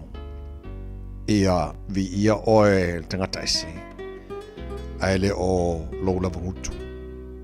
Ia vi ia se tasi, aile o lo lava la ngutu. E mamafa le maa e mamafa fo i leone one, ao le ito le vale, e sili o na mafa lea ia me lua. O le lotoa o sa wanga lea, o le ita, o le tawhenga lea, a o aise tu luma o le fua. E siliona leo o le alofa, o le awa inga wale li mai, i le alofa walilo. E wha maa o ni manua mai lewo, ai te le whea songi o lewo ino ino. O te ngata ua maa o nadi te atu e iele meli. A o te ngata ua laina, e sua malia i ante ia mea o ona uma. E pei o le manu, o le ese lono o fanga, e whapea le tangata ua ta se ai lona lava nuu. O le swau uma le mea manongi e whafia fia i nai le loto. E whapea fo i le alofa o le wō al tangata. Ona o le whatonu e fua mai le loto. Awa tu lafo ina la wō, ma le wō alo ta maa. Awa fo i te uruatu le fale o lo uso i le aso e te tingai. Awa siliona lei o le lua te tua oi ua latarata mai. I le uso e mamao. Lo watari ia poto oi, ma e whaafia fia lo uloto. Ona o mau tali ai lea i leo o whaifai mai. O leo whautautana te lo atu le leanga malafi ai. A o e o whaingofie, e o atu pe ilato, ona whaasala i nai lea. Ia e talia le ofo leo o whai mamoni o le tangata ese. Ma ia talia lana mea tu whawhatau, ona o le whawhine ese. O leo o whamanuia ilana wō male leo tele. O lo tula iei o ia le tahe au lava, e ta ua leo le whetuu ia te ia. O le tuturu so o le aso ua ma le whawhine whaabisa e tutu sa ia. O le wanana ia te ia, wanana e ia le matangi. Ma le suau o lona lima tamatau e alanga mai. E mama ai le ua mea. E whapea fo i on wha mawhana whana o le tangata i lana uo. O leo i le mati na te ai lona fua. O leo ana fo i lona ali i e vi i hoia. E pei ona whawhia ngai mata i le vai. E whapea le loto o le tangata i le tas tangata. O tunga maumane mala ia i le maa ona ia. O mata fo i o tangata i le malia ia. O le ipu e tunua i le ario ma le o ngā umu e tunua i le auro. E whapea fo i le tangata i lona vi inga. E ui lava ina e tu momo i le vale i le me tu ia i le ipu e tu ia i mea. Whaatasi ma seito watu ia. E le te alona valea i ante ia. Ia e matuai lo tino au mamoe. Ma e mawhau i o lafu. Awa e le whaavaule o loa. E le o fo i le pale i le atupulanga. Pale atupulanga. Wa te tupu mai le mutia. Ma o iloa mai le wāmua. E whaaputuina fo i le wāoiti o maunga. O te mai maa moe maua i o wofu. O le tau fo i o whanua o oti poa ia. E lava fo i suasusu o oti e aiei oe. E aiei fo i lou ainga. E maa o onai fo i. O teine e au auna. Ua awina atu le upu o le poto i le nei aso o no le langolango mai a linga Fusi and Sons Funeral Services. Ua mawhai o na tu whātasia o au nanga tāla whea ngai i ni tau ngō fia tele. E fso soni atu ai, a o whea ngai oe ma le popole ma le wheme mea. E mori whātasia atu ai ma wha mai senga, ma wha mawhana whananga mai a linga Fusi and Sons mo a inga uma o Samoa ua whea le maliu ma le oti. Malau mai loa ia lingalinga Philip Fusi lingalinga. To ia whaapō lingalinga, to ngia si ulavea, pesusu mai i le luas fulvalu Canning Crescent i Mangere.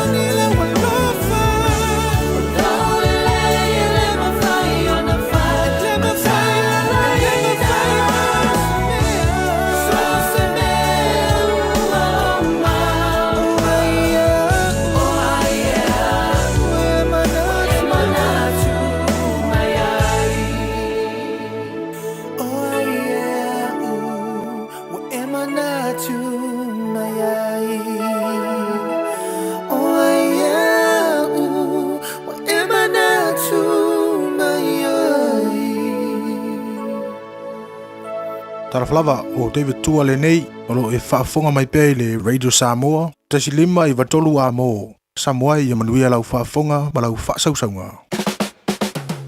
Oso. Son, fe o kausinga iau makari I la manga iau lau ka vali fou. La boi amu uso. Bag. O le Enterprise Motor Group man ka. Wa uso yaid kaya wangi. Le yang whakamoe lau whaingaduenga. Ai o akurea fiafi wa show lau ka mailunga lau wala. Pa wa koinga ka vale. Piki apu SUV, van. So koinga ka vale ha. O fe faltava.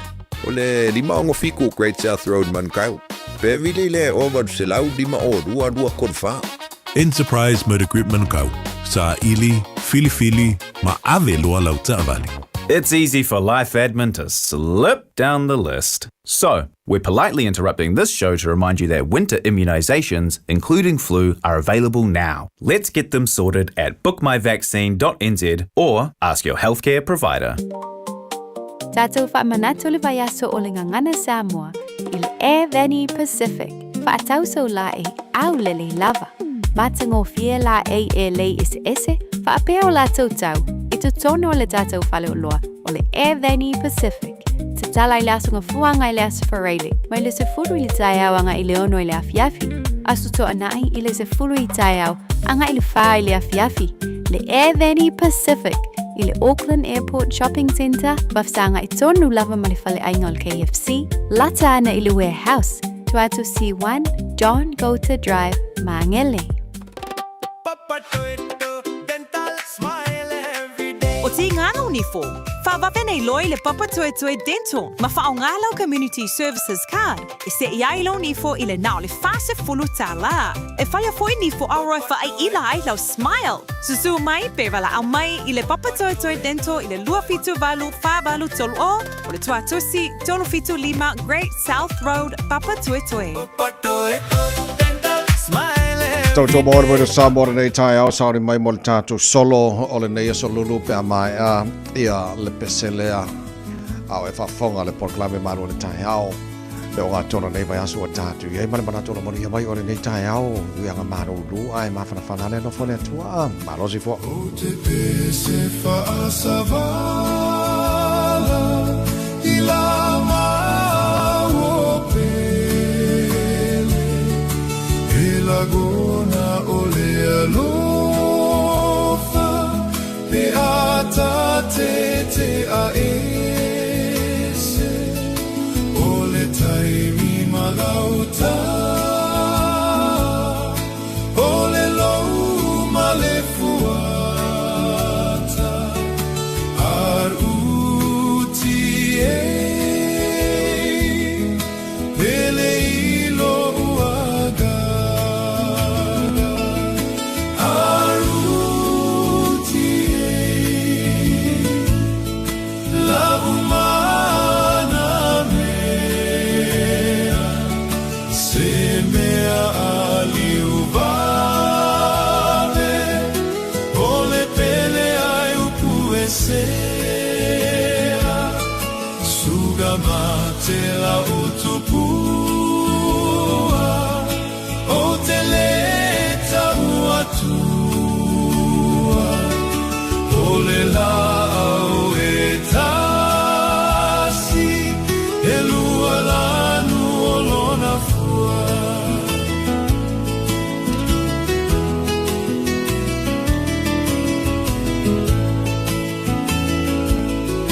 Tu I fafo se I mate Le matagi o loagi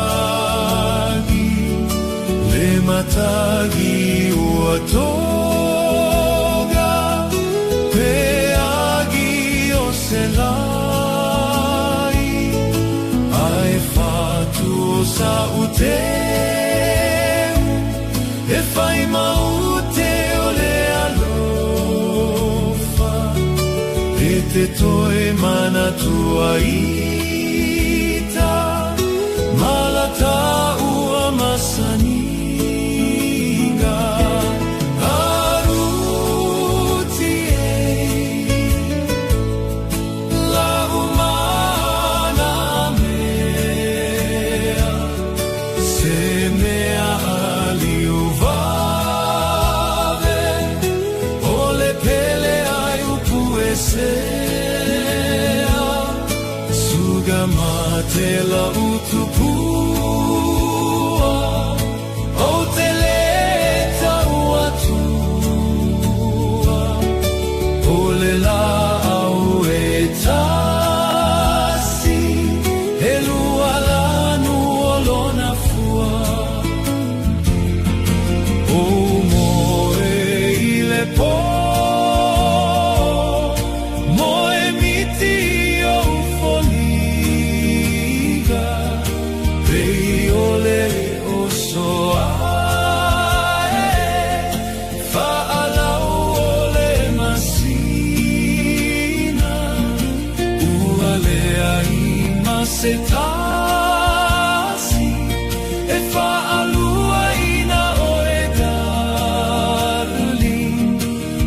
ulupe toa tasi sauti uai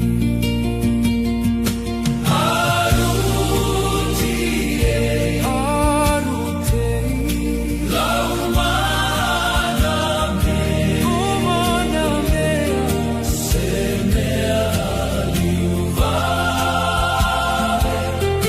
ole pele ai upuesea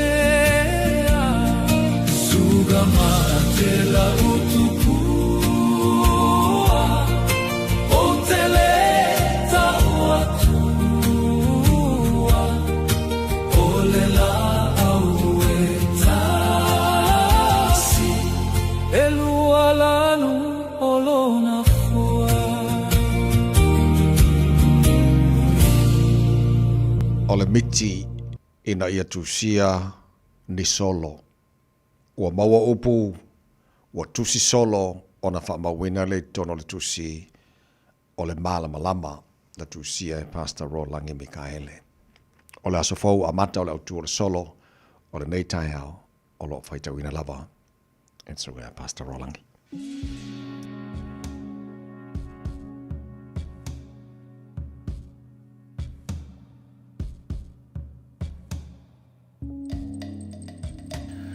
O le aso fou ua amata. A ele matangi, ua ngā solo a o le langi. A ili le savili, tinoe ua mani tiniti. A whaapulou le tua oloa, ua whaapupu le tamaloa.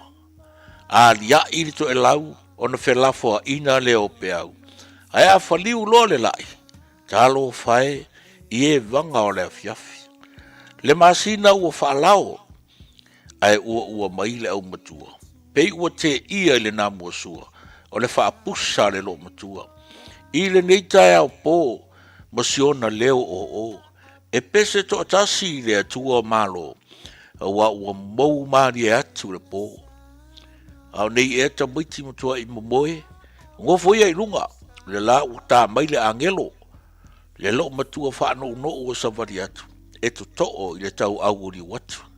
Pese loa, o au na o ta oto ma moe filevu, e lango ina ma tausia e Yesu.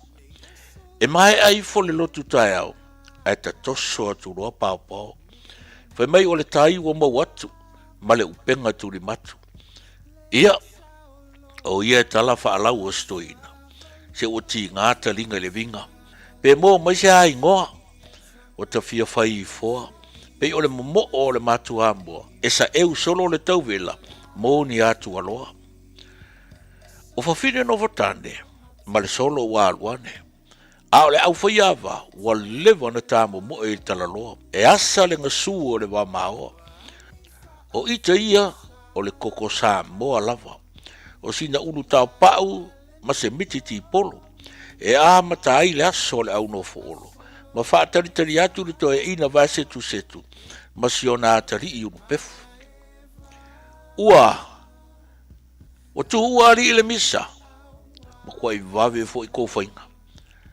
Se o le vitari ano e le pei o tau e alu le aso o pūngongou, a o mātou, ngā le whaafao le tuarima, ma le whaapulou.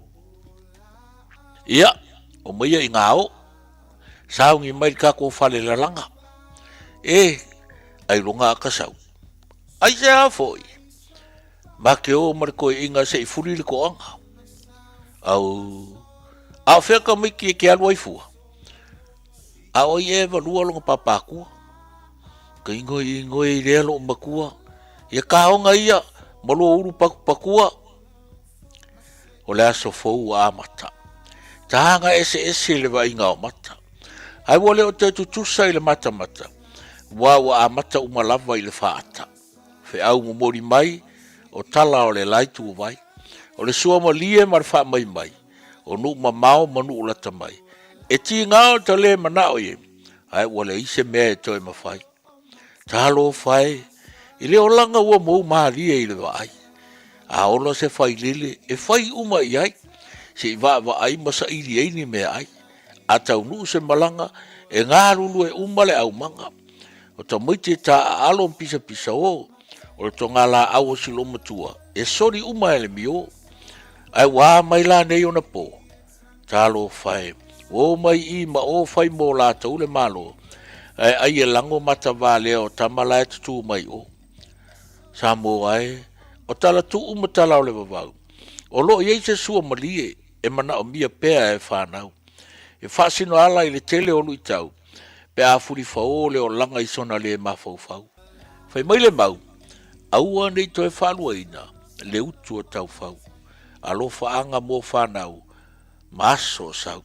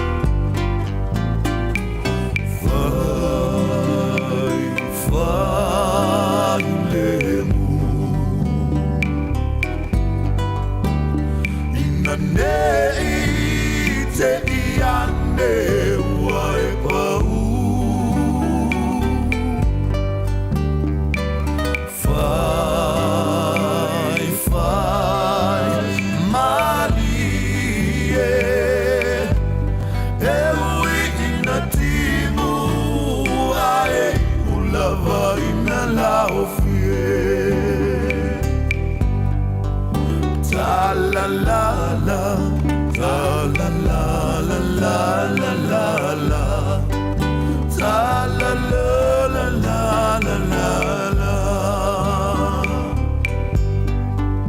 ta la la la, ta la la la la la la la, ta la la la la la la la. La la la la la la la la. Whawhiwhianga nei tai au mai le Coconut Band. Le tautua mo e Rita Samoa. Ia, ua leo te mawhoi ona whamatawhile o le tātou porkalame maharo le tai au. Mo le nea so lulu. Mahalo whawhitai le tino nei mātua fo isa pisi a le tai au. Ia, te pena nei whanau pisi le leima le pisi au ngā le nā. O le taimi alua o ngā le nā o tātou o le te pena le leo te maiti. I le tai au ma le tai au. Whawhitai te lo paanga le tātou porkalame.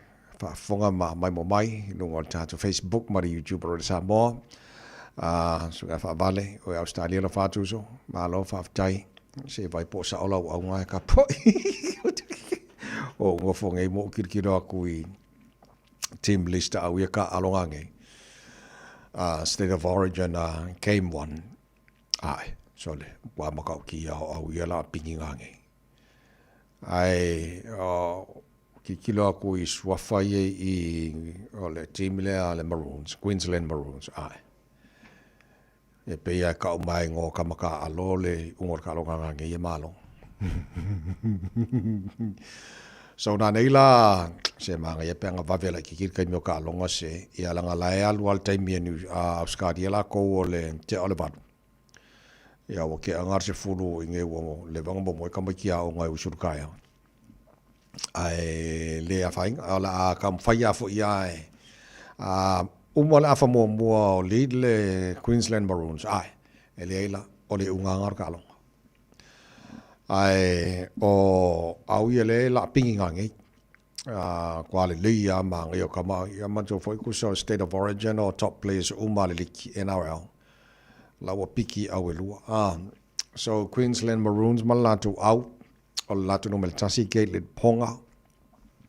Ponga numero lua Selwyn Cobo numero tolu Robert Toya numero faha Miso Double E Fido numero 5 Jojo Fifita numero 1 ole Master Cameron Munster o kapteni na numero 5 Sam Walker Valuia Tom Fleckler numero 1 Harry Grant numero 10 Tino Fasua Male Awi Sfutasi Ruben Cotta Sfulua Kurt Capewell Max Plath numero 12 Yama Brighton Nicora ole numero 5 Aulanga Queensland Maroons Olato bench Lindsay Collins Patrick Carringan Trent Loiro Isra Mam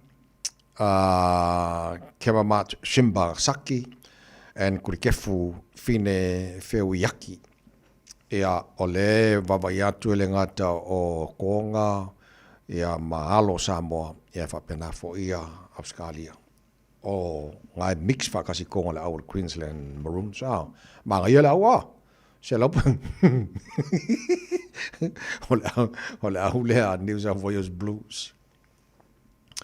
Latu numero tasi James Tedesco, Brian To'o numero 2, Stephen Crichton numero 3, Kotoni Stacks numero 4, Tolatau Koula numero 5, Mitchell Moses numero 1, Nathan Cleary numero 7, Adin Fonua Blake numero 8, Reese Robson numero 1, Mitch Barnett numero 10 and Hudson Young numero 10.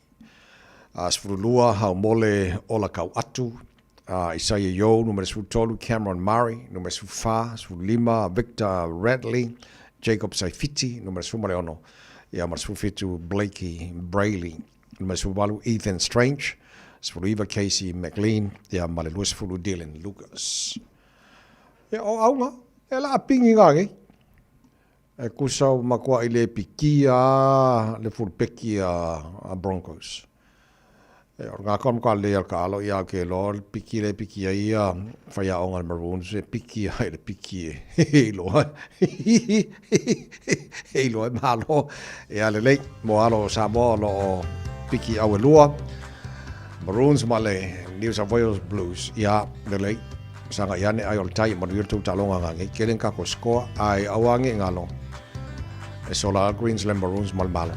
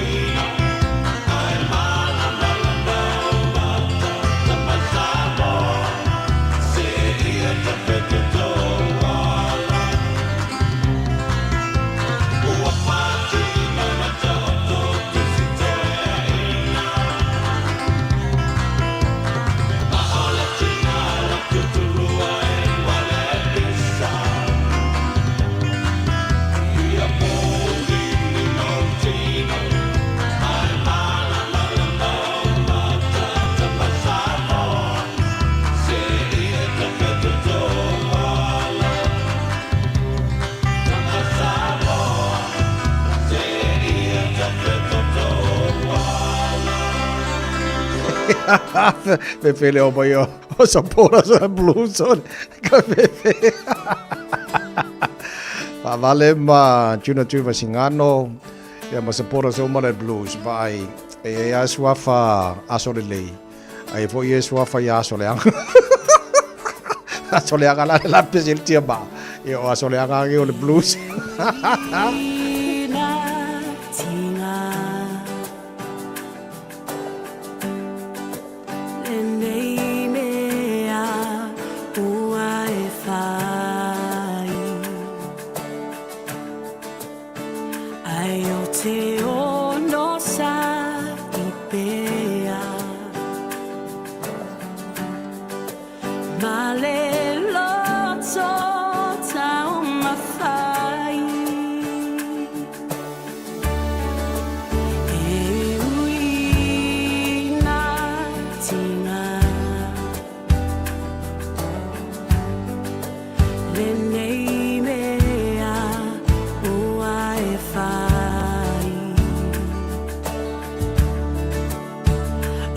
te ono sa I pea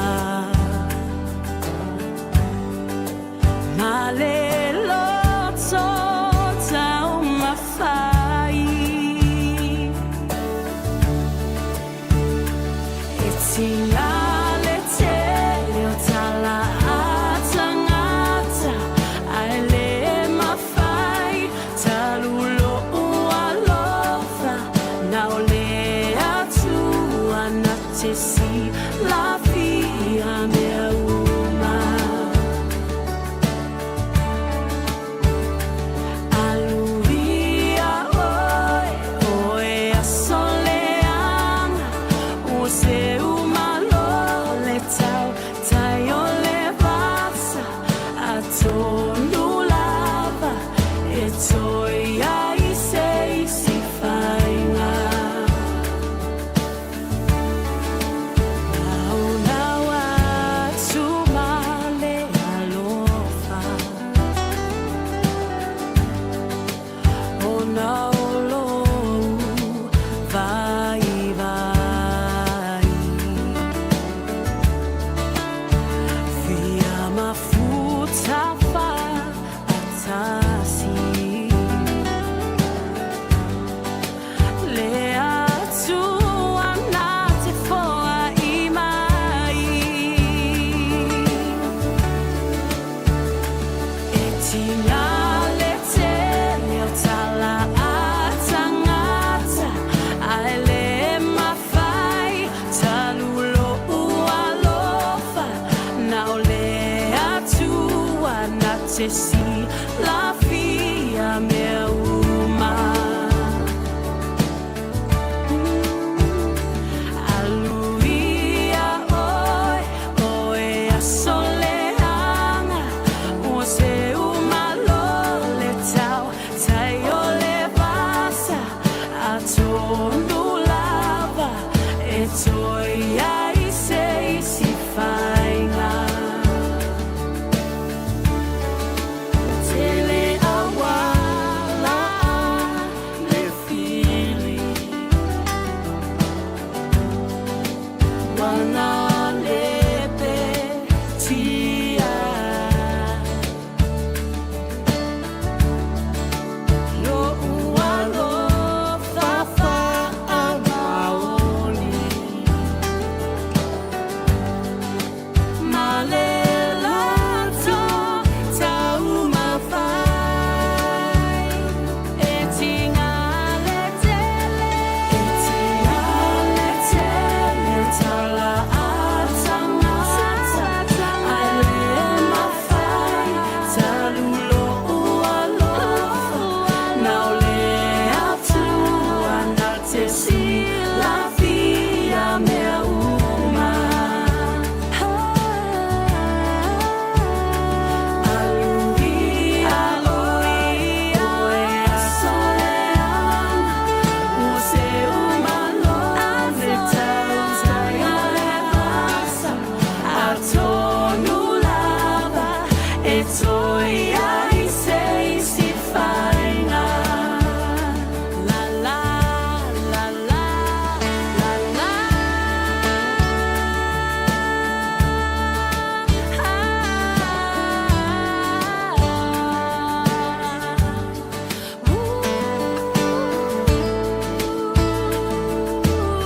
Ya sama lo wajelo pele ya amaila yelo wajelo lima ta fato far ne foi ta ta maru ta na mo ne foi ya solulu fa aftai te le lava I lau fa fonga malau ta po inga ya malau te talo ne foi ta fo mo ya te lava ne ya so stay safe ya lo fa lava le tu ya te o ma munta to oma God bless ta fa se fo No forever ai I fetu olelani mo ngai olo uanana ia cha fa achashi ma oela upele fili ai lo uma fa ia cha fa achashi si ma oe la uhani ini asu o sao la chapele ea se elongo mai afaa tutuina se ia use atui peau ua fati zizina o la chapele ea ta umaia sa upupu mo ita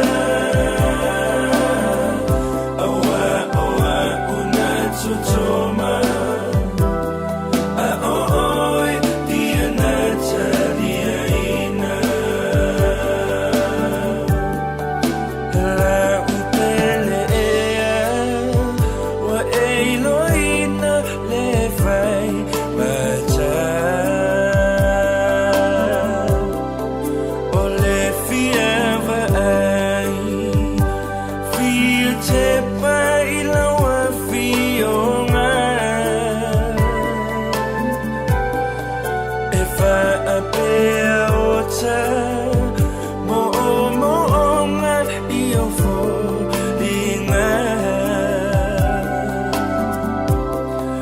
e pe ole susulu mai ole mai sina uatu va asipa la chapele ea se elongo mai afaa tutuina se ia use atui peau ua fati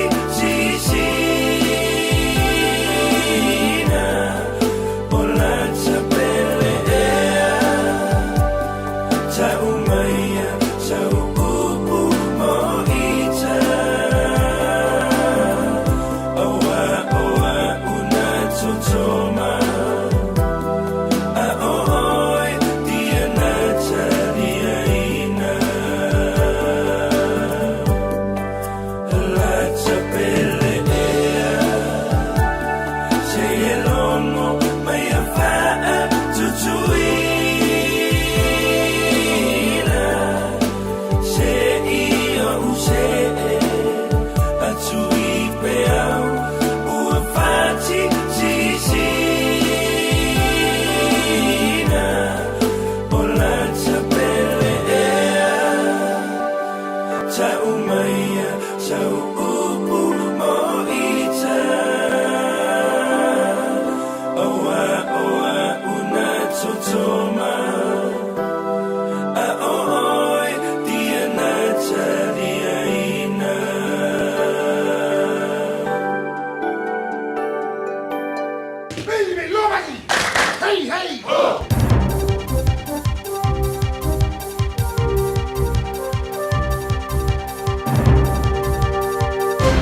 Malot for the top point ngale tunu ia fa fongaia flava o faria stanga telo lango te ia mionga tau muni por anti stalking o le fola sanga le tula for no fo fa so le tula for no ina i tau muni stalking male fa so esa harassment o se mele lei la vitai o le ngalo no fa ngaina fa lango le ia wala fa tinoai o le fola si ino le tula for no fo le solua wa vele tau muni ma so tula for no fa ia fa salanga ile o tula va le lima tau sanga fa pivoi o le Leonie Morris mai le whaala apura butonga so whaatasi o le sanga le mumoto mai taiti nāma tamaiti Coalition of Safety for Women and Children wei valium o whaafia ina le tilo i le taumuri o whaasori tula whanoina ma le tula whano i eile le leo le atele atu aisi sanga le mumoto ngata a fia i a mionga le taumuri e pitai e whaamue moile o walo na whaatinonga Faria Morris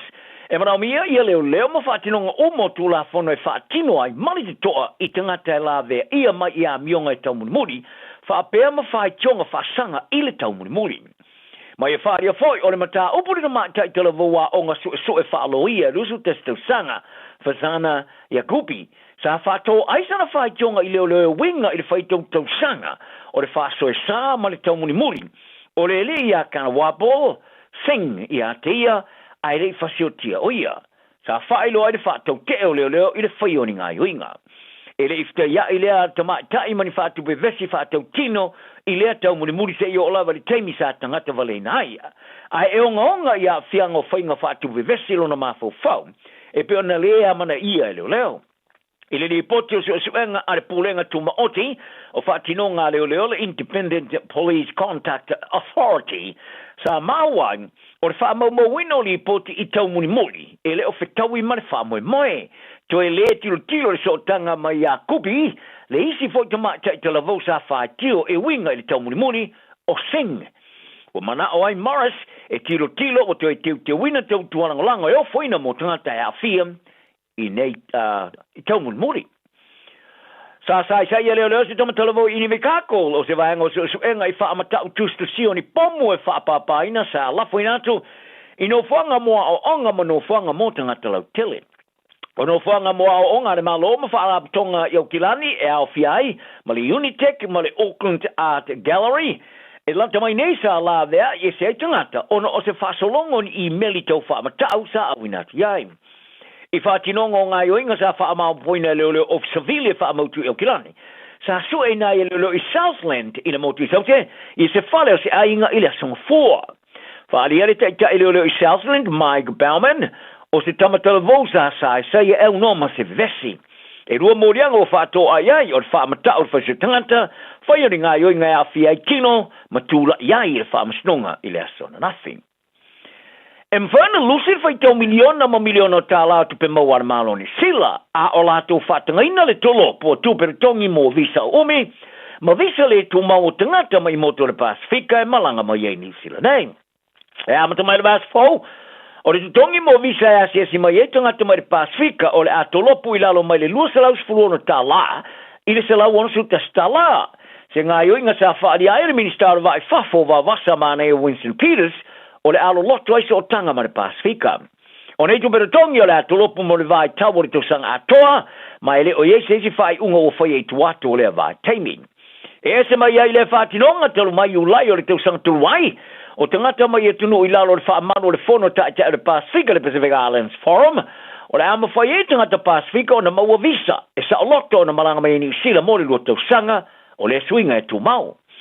O le ripoti sa tāpena ina mawhaamatuina e sui o le matanga alunga o business i mga aluenga, Ministry of Business, Innovation and Employment, wa whaawasenga inai i a neife tūtuna inga o le a whaiti aitu pe maua le malo i lati ari kasi te se malelua miliona tāla i tausanga. Whaari e sui ofisa o tangata New Zealand, tama ainga ma si o si amianga e wāwala lata se o tanga malelau telo motor Pasifika, ma mai tau inai o New Zealand. Wa umi tele le tala anga o tangata e malanga ma iai mai le Pasifika. O ni sila lo whaamautua ni siria mali tōsi lau vals futasiafe ono se lau tangata Pasifika, le ai malo si tele le iai o so tanga mo lato ainga i o lato watano.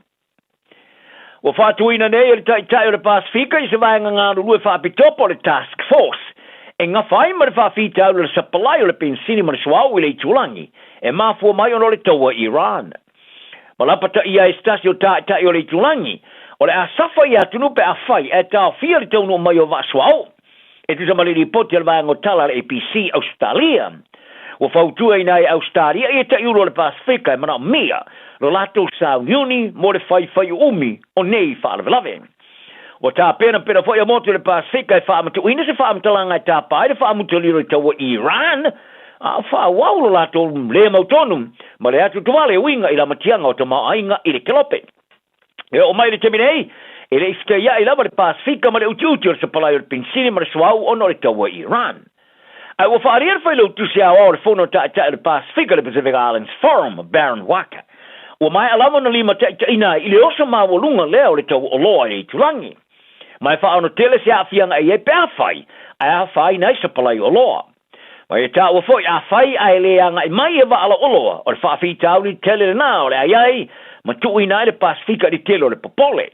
O le asfaroi le taluai sa whai ese urai whonatanga minister ma ta upo le vai whafo Pasifika, talu mai na lo ia ona la to langa ina le forflanga ale Piketawa Declaration Italia ile taua o le kulupunga no lu fo fa tulangi o am fa yesu le Pacifico na mo ina certo manino o fa matau iai I lo longo fa tu penga ni sila ma Australia o soa u te o Pacifico lo iai fa tasimo le foino fo tuanga fa pitoa isa palai le manai sa longo ile APC fa pea sa la pata ia le tamata minister vai fa for Australia Penny Wong e mana mia se fo na tanga ta pen penai mo fa arva lave fa umi e o lava ia fianga o ye nei o le tonga ta sa e fa dia foi o le fa o Australia ona fa ta wana wina isa palai au tu moni tulangi ina ia fa o wai le solo ngalei o le supply I le Pasifika ta longo lo yes talalele yep talalele o le mo mai mo le rumanai o lo ka pia mana Pasifika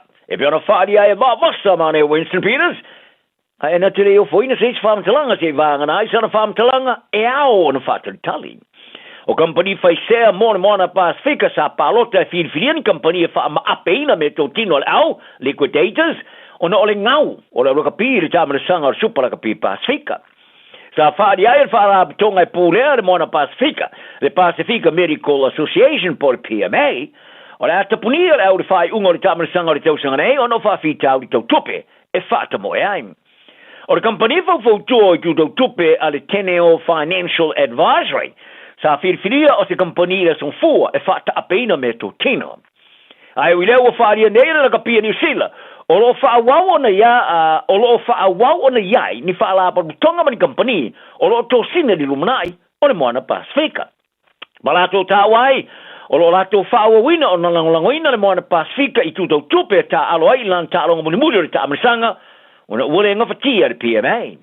In overseeing ia le New Zealand le parmene ile so nafi pe manao ile te iulo le New Zealand first fa alison ngona ile au asa tali e yai ai au na fatali a wase tala le lei sa to e fisilingia pe fa ula vere malo ai tali Peters ile ai ma ye fa sino ilo na suita ta ya Shane Jones le sa e fa o popo ye fa pe o lo ye se taimi o ta fia o le fa I lo o mai fam tlanga sa to e fa dia Peters ele o ya te se tali winga de mona Pasifika ile terminei ai fia tilo fa wana ta alo wa memoni e ma wa so la to lumanai o yai ina to e fisilingia fo ye Peters pesa faisan talonanga mar pulenga mana Pasifika ai sa ta dile ai ole to telo tanga ta alo ka pia na te loina mai taimi o tonai sa tala no yai more si fi o Peters yep sa le tele lan ta alo ka pia ole kapteni mo kala poliga le New Zealand Warriors e voting mai o mai ona ta alo lan ta alo muli mo le kala pu o kilani male ta amsanga NRL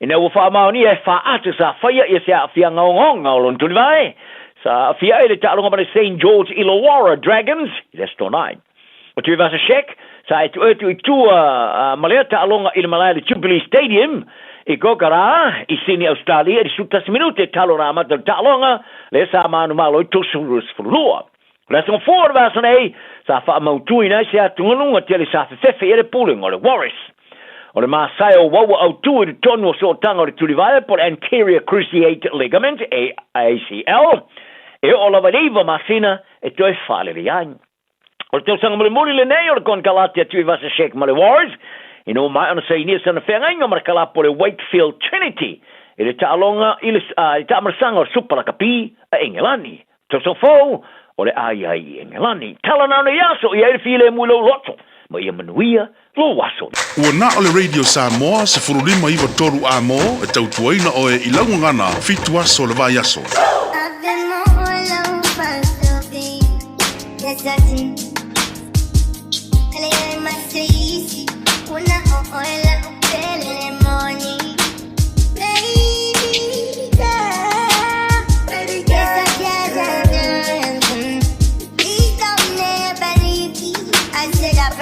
Forevermore.